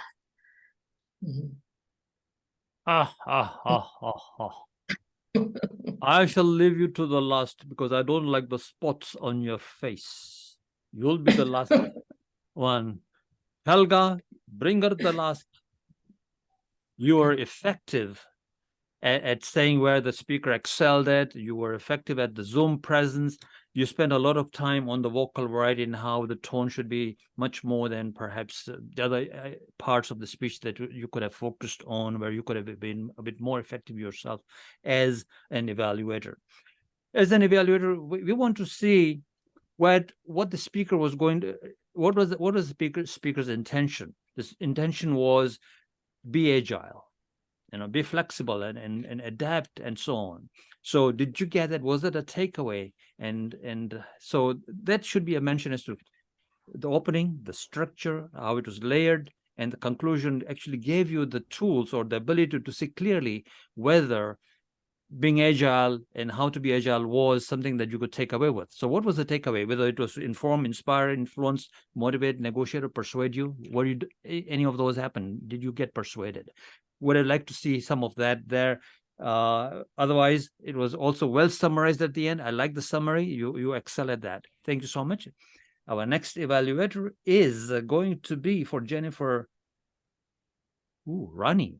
For Rani, is going to be Clemence Kambewu. Clemence.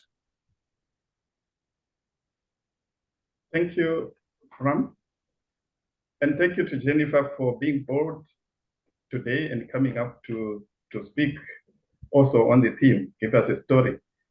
I like the way that you came up and gave this story. What I focused on were two things, because you were giving a speech that includes telling a story. I focused on story structure and body language, which is one of the things that you said I should focus on. And when I look at the story structure, you did effectively in 3 areas of a story structure. I'll mention them later on when I give the recommendation. I'll give you one area that you could improve on. Firstly, you started with conflict. You said Johnny had a call and talked about this person talking to the other person saying, I miss you. And it was like a strange call. And you went on to escalate the conflict, which is when she went home and found a cat. I could see myself, like my heart also beating so fast. You said you reached home and to find that the door was unlocked and there was a cat in the house. And then you went on to give a resolution of the conflict, which was the third aspect. And now you expose this mysterious person, and this person comes out and says, I can foretell the future and I want to marry you. And that was the resolution. And I now felt a little bit settled in that story. And then when we go on to body language, as you were describing this story, you used your hands quite effectively. You said, we were meant to be together when this strange person was phoning.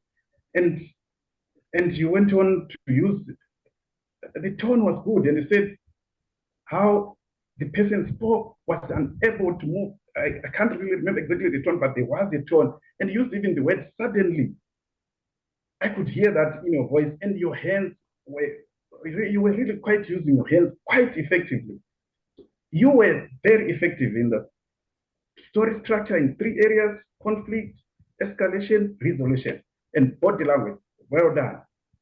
However, I thought that you could improve on what you could improve on the story structure is firstly to give us the setting. This is the first thing. We have a hero, we have this person, and what was happening before? Things were okay, things were all right. And then this strange call happened. However, you started right in the conflict. I would have loved to know the setting, the background, before you get got into the story. And when we come to the resolution, I find that the protagonist is the one that resolves the story. I really found a little bit confused and a little bit strange. I would have wanted a hero, somebody from outside, or to come and resolve this story. in the end, when it was resolved that I can marry you, it's the same protagonist, the one that resolves the story. So you could work on that and find a hero that comes in and resolves the story. You did so well, story structure, body language. However, you could work well also on improving that story structure and making this story so effective. Well done, Jenny. Thank you, Clemence. Helga, bring Clemence first. I love the way he did that evaluation. I would ask the evaluators to move away from saying how to begin. When you begin the evaluation, say, I liked this, or wow, or amazing. Such superlatives like Clemence began, I like the way you came up with. Instead, say, where they were effective. They were effective at coming up on and what the presence was and how they dressed up and whatever it was that you wanted to say now, whether they were effective with the story and how the story unfolded, and was there a congruence and alignment with that. So that could have been done. You did have great, amazing, effective evaluation in terms of Clement. You recognize the hero, the protagonist, and who was this cat? Why was the cat there? Suddenly the cat was her cat, you know. There were anomalies, so many anomalies in the story that were not quite like, and left me at the end, oh, you walk into somebody's demon's house and you want to marry them? Like, you know, if you had told this story 100 years ago, it would have taken off. But in these days and age, it's very different. The environment we live in is very different. So the story should have been structured in that sort of environment that we're in. So that's what I would like to hear from you.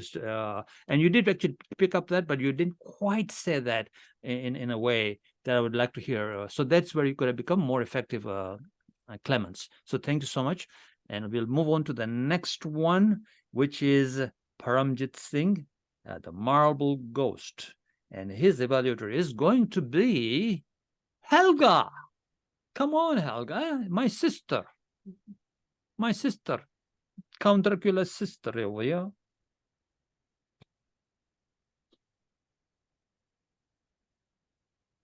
You're muted, my dear.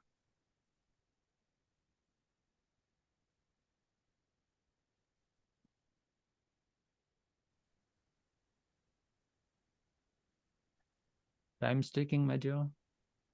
One moment. We can hear you. Yes, I know. My computer doesn't want to play up with me. All Count Dracula, my brother, and my spooky Paramjit. Yes, even ghosts want to be known, especially on social media. And you succeeded in explaining it to me and the audience. Mr. Spook, you informed us about how you want to be known on Facebook and all the other social media. You want to be known as Coach Paramjit. Advertise it a bit more, that we can also follow in your steps and reach out to you to be coached. You inspired that a good investment be known on the spooky social media. And yet I would have liked to have some more examples on how a spook makes an impact on me. You supported your message with good evidence on getting a good investment and wonderful prizes. I watched the audience to see how they engaged with your spooky appearance and your spooky double at the back there. Thank you. Your spoken language was at times a bit unclear and a bit blurred. You asked me to focus on your vocal variety. Obviously, vocal variety is meant to emphasize what you say and make it more interesting for me to listen to keep me and the audience engaged. It reduced here and there the emotion that you were conveying and magnified the significance of build your brand. I would have loved to observe a few more pauses, pace, and use of volume, loud and soft, and would have built more tension and added an impact on to build your brand. You were effective at presenting yourself as a spook, yet this could have been enhanced a bit more had I seen your spooky eyes, your facial expression, and some of your hand gestures. Yes, even spooks have got hands. What will take you to the next level? You have given us all the relevant information about how to build a brand. And with your effective communication, speaking with confidence, that will take you to the next level. Mr. Spooky and my brother Dracula, over to you. Thank you, my dear sister. You did a job that is well worthy of a sister of Dracula. Begin your evaluation with how the person wanted to be known as and how they wanted to sort of have people reach them out as a coach. You mentioned the spooky things and all that. Okay, so again, because we are an advanced club, and I know we did a session just 2 or 3 weeks back about how to become effective and think critically. Here's where we could start thinking critically is, what was the real purpose of the speech? It was having a social media presence. And was the speaker effective at conveying that? Did he inform or inspire or motivate? Did he persuade or did he negotiate? What did he do? And did he convince you that, or the audience, to have an effective social media presence? And so that's what I would have liked to see more of. However, you did point out the salient points and so on. The other thing that you could have improved on is how you built up the 3-minute evaluation. You mentioned at one point vocal variety, you went to building a brand, then you went back to pauses and so on, so the structure actually is what I'm talking about. In conclusion, we should always summarize. You said at the next level what will bring you up, which is again another recommendation besides the vocal variety recommendation and so on. So as you can see the structure, but always summarize as to why this speaker was effective in conveying that message, how effective they were, and where they could improve in being conveying that message of social media. And I think it was done brilliantly through, even the Ghost has a social media presence, and they were very effective at convincing that people should be on social media. So that's what I would like to hear in those terms. Thank you so much. We will move on to Noorul, and her evaluator is today Ntati Mokhanso, all the way from South Africa. Ntati. Thank you very much, General Evaluator, and fellow Toastmasters, particularly Noorul. Noorul, you were great with Zoom presence and the use of hand gestures. In my view, you achieved the speech purpose statement. You introduced your speech by saying that today I'm going to tell you about team building, and you did exactly that. Congratulations. You were effective in delivering an informative speech detailing the various pillars of team building. I've got the following areas which I recommend that you work on. The first one, I would recommend that you eliminate the pleasantries as they consume your time. Secondly, that you make more use of attention grabbers to engage audience more. You may use thought-provoking questions. You may use open-ended or closed-ended questions to ensure that the audience is part of your speech and is present. Thirdly, I would recommend that you include a personal experience or a personal story of a dream team, which will link so well with the title of your speech. And lastly, if you can challenge yourself in structuring your speech so that it flows very well. I'll make an example of in your body, you explained when you were explaining the pillars of team building, communication, trust, and etc.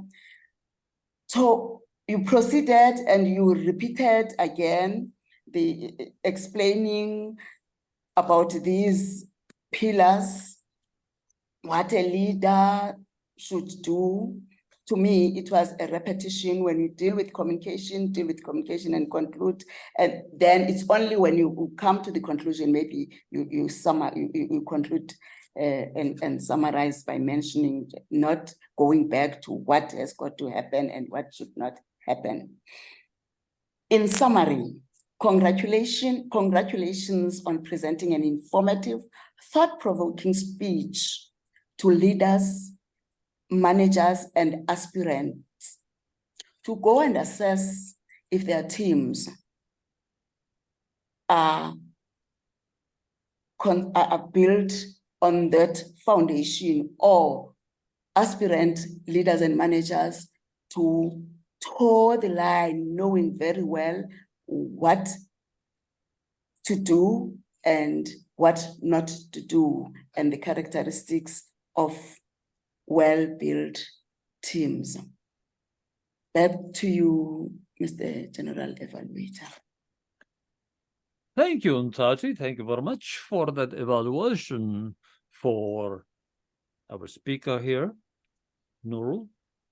One of the main things about the speech that you actually did get into was it was effective. It was an informational speech, and the speaker was effective at the team building and how teams should be built. You had some recommendations about the speaker, like grabbing attention in terms of questions and a personal experience for a dream team that they had actually experienced. Where you could have improved, you began with great Zoom presence and hand gestures rather than a good opening of your evaluation. Evaluation is a 3-minute speech. Good opening.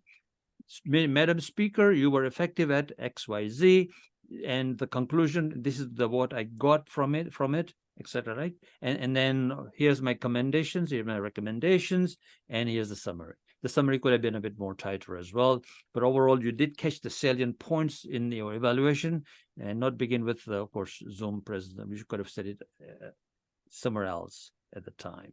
You should have also mentioned that the speaker went way over time, and so how they could have structured the speech better to sort of fit into the 7 minutes, the content. The content was just too much. There were too many points and too much information. This is really a 20-minute speech or a half-an-hour speech to really get into all the stuff that our dear Noorul really wants to say. She's just amazing. Thank you so much. Now, my dears, ladies and gentlemen, we have the big bird to evaluate Clemence Kambewu.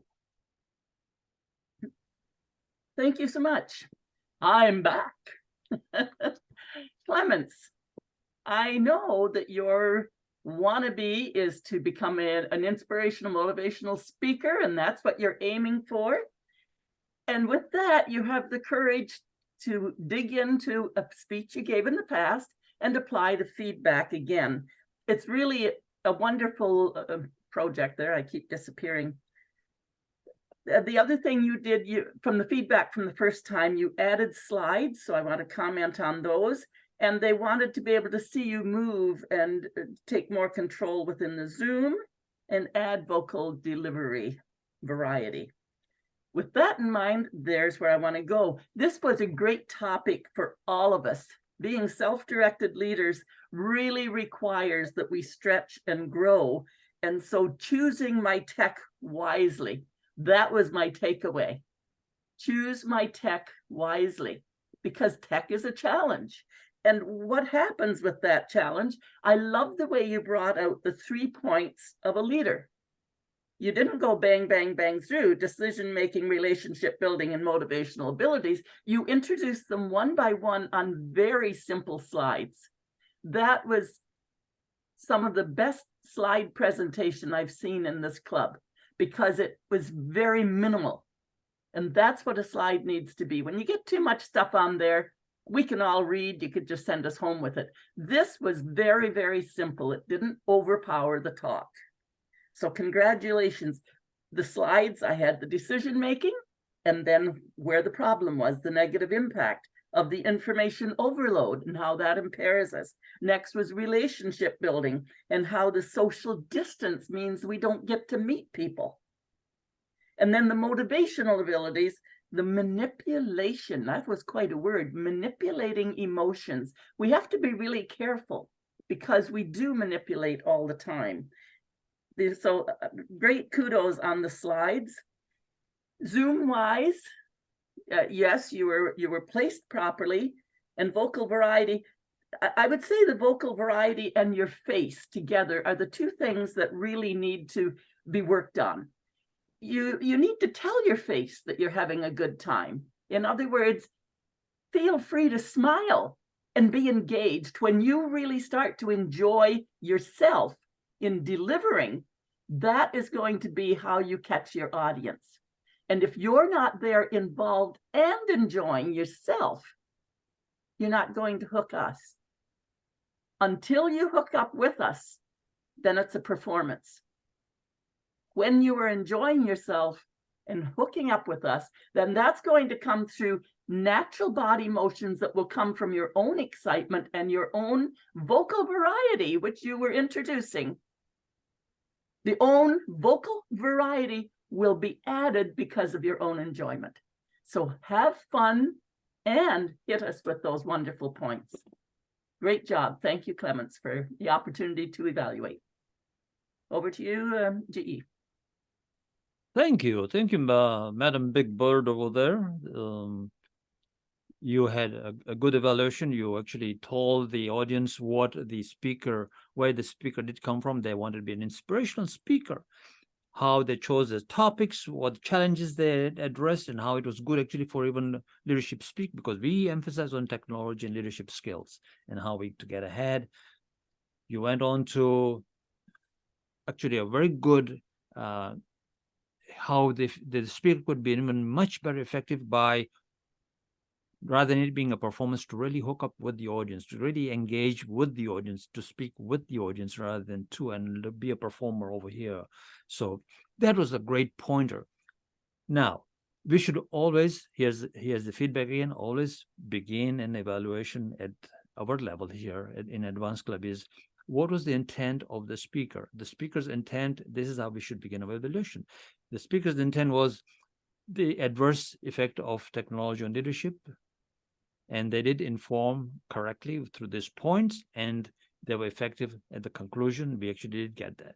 And then get into the other aspects and so on. That is what I would like to really see, is you actually saying what was the speaker all about and what were they actually bringing to the floor, and then get into the nitty-gritties of things. Thank you so much for that.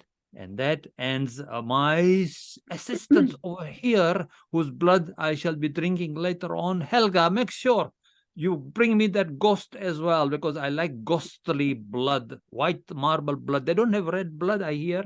And since the years, 1700 from Taj Mahal, oh, I never had that blood before. So bring it to me. Bring it to me. I like to drink that one, the ghost over there. Thank you so much, everyone, for engaging in this wonderful, amazing, amusing, fun-filled meeting.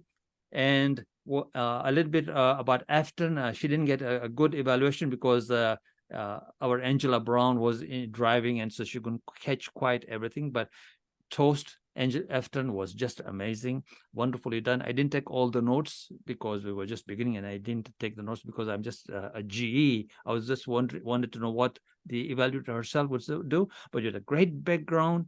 You were effective at doing a toast the way a toast should be done. And what I would suggest is for Angela or somebody that you want to give you a proper feedback to listen to the recording, because we record everything, and then to give you the feedback at the end. That'll be great. I would like to commend our timer for being right on top of the timing, and the timings have been posted in the chat. The only thing we have to be cognizant of, Big Bird, is the introductions and the in-betweens that we say, which really takes up a lot of time, as you can see from the clock. When the speeches ended, we were way behind time because of long introductions and long in-between transitions and so on. That ate up our time today. Thank you all very much. And I will now hand it back to that big bird over here. And make sure, Helga, you bring the big bird over next time for me to drink. Over to you, big bird. Thank you so much, Brahm, for the Dracula, I guess Count Dracula, Brahm, for a great job as the GE. We are going to go to the thought of the day while the awards are being sorted out. Thought of the day is from Azimudin. Azim, are you there, please?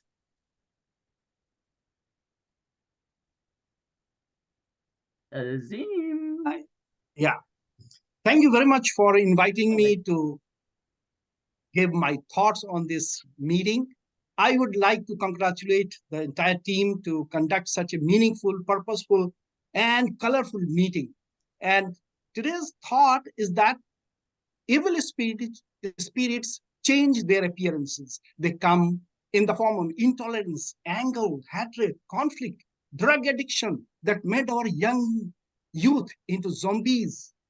And that does not come in only on Halloween day. They come 24/7.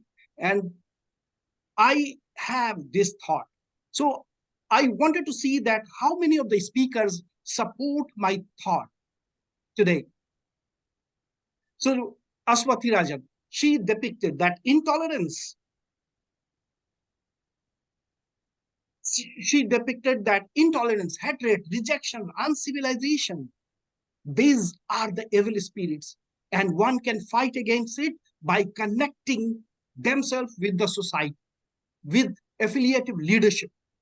Darenochola, he depicted that excess of anything finally becomes evil spirit, an attack on us. Even you are on the bed of very luxurious hospital, you are not enjoying.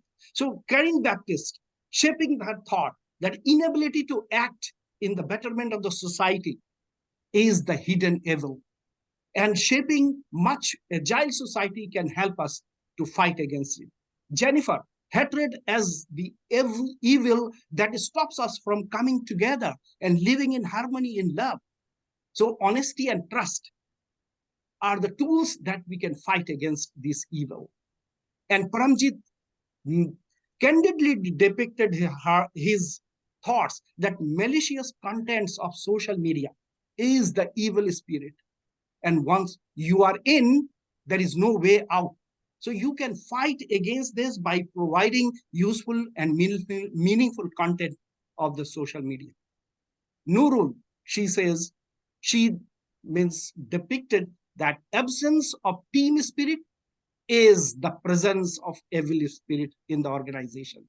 And setting mission, vision, collaboration, and accountability, resolving conflict can fight against this. Clemence, negative influence of technology on leadership, widening gap between leaders and followers, and learning how to choose the right technology can help us to fight against that evil. So as a conclusion, evil spirits are not the spirits of deaths. They exist in the shape of intolerance, atrocity, brutality, injustice, rejection, exploitation, discrimination, conflict, poverty, hunger, and war. They do not wait for Halloween day to attack us. They are attacking 24/7.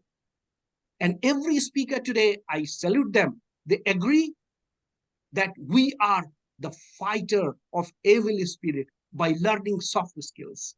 These soft skills can help us to fight against these evils. I salute all the participants of today's meeting and bringing this thought that supported my thought as well. Over to you. Cheers, everyone. What a wonderful meeting. And we have awards to hand out, and I don't know who I call on for that. But while the awards are being prepared, and somebody will put them up on the screen, I just want to thank everyone for pulling together with the trick or the treat. So many tricks we learned here today about how to improve. And we have some treats to take away for that reason. I am going to, while Aswathy gets sharing the awards, I'm going to take this time now to invite our president to come on screen as well and close out the meeting. Thank you, everyone, for a wonderful Halloween. Azif? Are you there, Azif? So, hello, Asif will not be there today. He's not attending, and so I will be doing the rest of the meeting. Thank you very much. If you can spotlight me, Mr. Paramjit Singh. Thank you very much. Thank you, Sandra, for your service today, making it exciting for us. We had requested this quite late last week for you to take over, and you graciously did take over as the Toastmaster of the day. I know it needs a longer lead time for such meetings, any meeting actually, especially in an advanced club, and you've done a wonderful job of keeping this on track, having that fun. I love fun. That's why we create these meetings and so on. Now there's also voting here of who has the best Halloween presents, and looks like it's not quite done the way it should have been. There should really be an answer. So you can take that off, Paramjit, because it's not giving us what you should supposed to be doing, right, Paramjit? So you can take that. If you can take that poll off. What we want to do is to recognize who had the best, presence in terms of the costume and things like that. And so I would like to really commend the big bird here for having a good costume, Paramjit Singh here for being the marble ghost, and most of all, the most impressive was in character and speaking in character and doing a speech and the effort that it put in makeup and so on, not just putting on a mask, was of course Jennifer Ghosh. Again, like last time she won as 007, this time as the character that she came in as, and putting in such a lot of effort in doing all that makeup. She must have spent quite a bit of time doing that. Of course, Rozy Rana had that mask, and then of course all those dots on her. And what can you say about the Kenyans? The Kenyans come and they improvise. And so then Odero, put on glasses and mask and a hood and just came as God knows what, but he was here to enjoy the meeting. So then congratulations. I mean, I'm so amazed that, people took effort. My sister Helga here took an effort.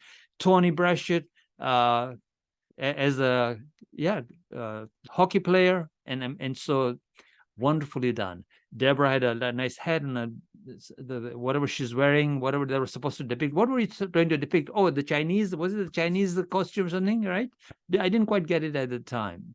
Deborah? No, I came as a classy lady. So I've got a great big huge black and red gown on with a ton of skirt. And Dave and I are going in a Halloween walk and run. I need to leave shortly to get ready for that, but I'm a classy, which is who I am in real life. And look at Rozy over there. So what I would like to do is ask Aswathy to take some screenshots. Please don't go away yet. Don't leave. I know I want to speak to the guests. So while I'm speaking to the guests, and is Aswathy still here in the room? Aswathy, yes, you're there? Yes, I'm here. Please, we need screenshots. So I'd ask Paramjit to, it doesn't matter who's speaking, whatever, but if you can put on spotlight Rozy to begin with and take a picture then, and so on and so forth. While I talk to the guests, there's very few guests left anyways. They all have gone because we are running very late. However, so while you're doing all that, I would like to speak to Linda Orlando, who is from District, I always forget, 22 or 26 from USA. Linda, what do you think of our Halloween meeting today? And are you in your club celebrating Halloween? Sound check. Can you hear me? Yes, we do. Okay. I thoroughly enjoyed the meeting. Great costumes. The speeches were wonderful. I always have fun coming to your meetings. So thank you so much for inviting me. I just want to ask a question. I understand that this is members from various countries, and I know the United States, and I'm sure Canada has Halloween. I'm just wondering about some of the other countries, whether Halloween is that a holiday there, or is it a lot of people, like I said, got into costume today? Were their costume? I'm just curious on that. So yeah, this is really an individual question for people to answer from various different countries. But I think Halloween has gone global, as far as I can see, because people have taken the effort. They know what Halloween really means, and they've gotten into the essence of Halloween. Because Hollywood is everywhere, and in Hollywood, where there are movies and so on, and the culture is spread everywhere. So we become a global society. So as you can see, Rozy with that mask that she has from Kenya, or Dan Odero that put in the special effort to do and improvise. Hannah from Namibia, where she's got a cap and trying to be Dracula's sister, or Aswathy when she had the lion's mask and now putting on the piggy's mask, or whatever that is, and so on and so forth. So it's become global, really, Linda, and I think we, when you are a globalized society, which is, localization and globalization, we call it globalization, and that's what you see on the screen here. And we are so proud to have members who really join.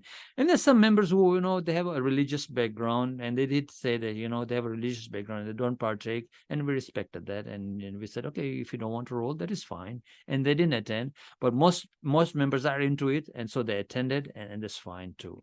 So that's how we enjoy. And Linda, please, you are welcome to join as a member. When are you becoming a member, Linda? I would like to become a member. However, like I haven't completed my pathways levels yet. So that's what's holding me back. Whereabouts are you in your pathways currently? I'm still on level 1. I need to complete that. Yeah, It's not good for me as far as, but I thoroughly enjoyed this meeting. My club, I belong to Unity 4, which is in District 28. And we had, normally the second meeting of the month, we have it virtually. And the officers decided that they wanted to have a Halloween themed meeting and that they would have it in person. So that's what they did. They had it at a local restaurant, and there were several people who came in costume, and it was a lot of fun. We really enjoyed it. So we did have a Halloween for my club. Back to you. Thank you for allowing me to attend this meeting, and great job, everyone. Thank you, Linda, for continually attending our meetings over a long period of time. And you're welcome to keep attending these meetings. We love that. Thank you. And with that, I think, there's Irene Sadia. Are you there still, Irene? Yes, I am. How did you like our meeting today? Are you into Halloween?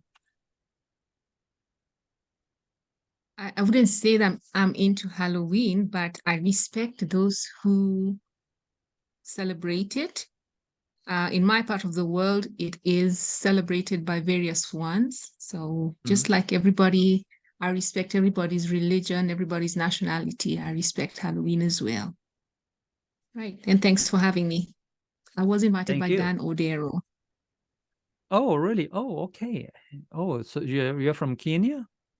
Yes, I am. Jambo Bariako. Thank you, Irene. Sijambo, habari yako. Mzuri sana. Mimi natoka Kenya pia. Oh, really? Okay. So, asante. Welcome. Okay, with that, we will just ask, as I said, to Aswathy and the Sergeant at Arms, Paramjit, to spotlight each person, take their screenshots, take a screenshot, as well, so that this becomes a great memory. Let's post it in our group and like that. So over to you and Aswathy and Paramjit to arrange all that, being the PR and the SAA. And with that, the floor is also open if anyone wants to say anything while they're taking pictures, because, you know, while you're taking pictures, you don't need to, and we should also stop the recordings.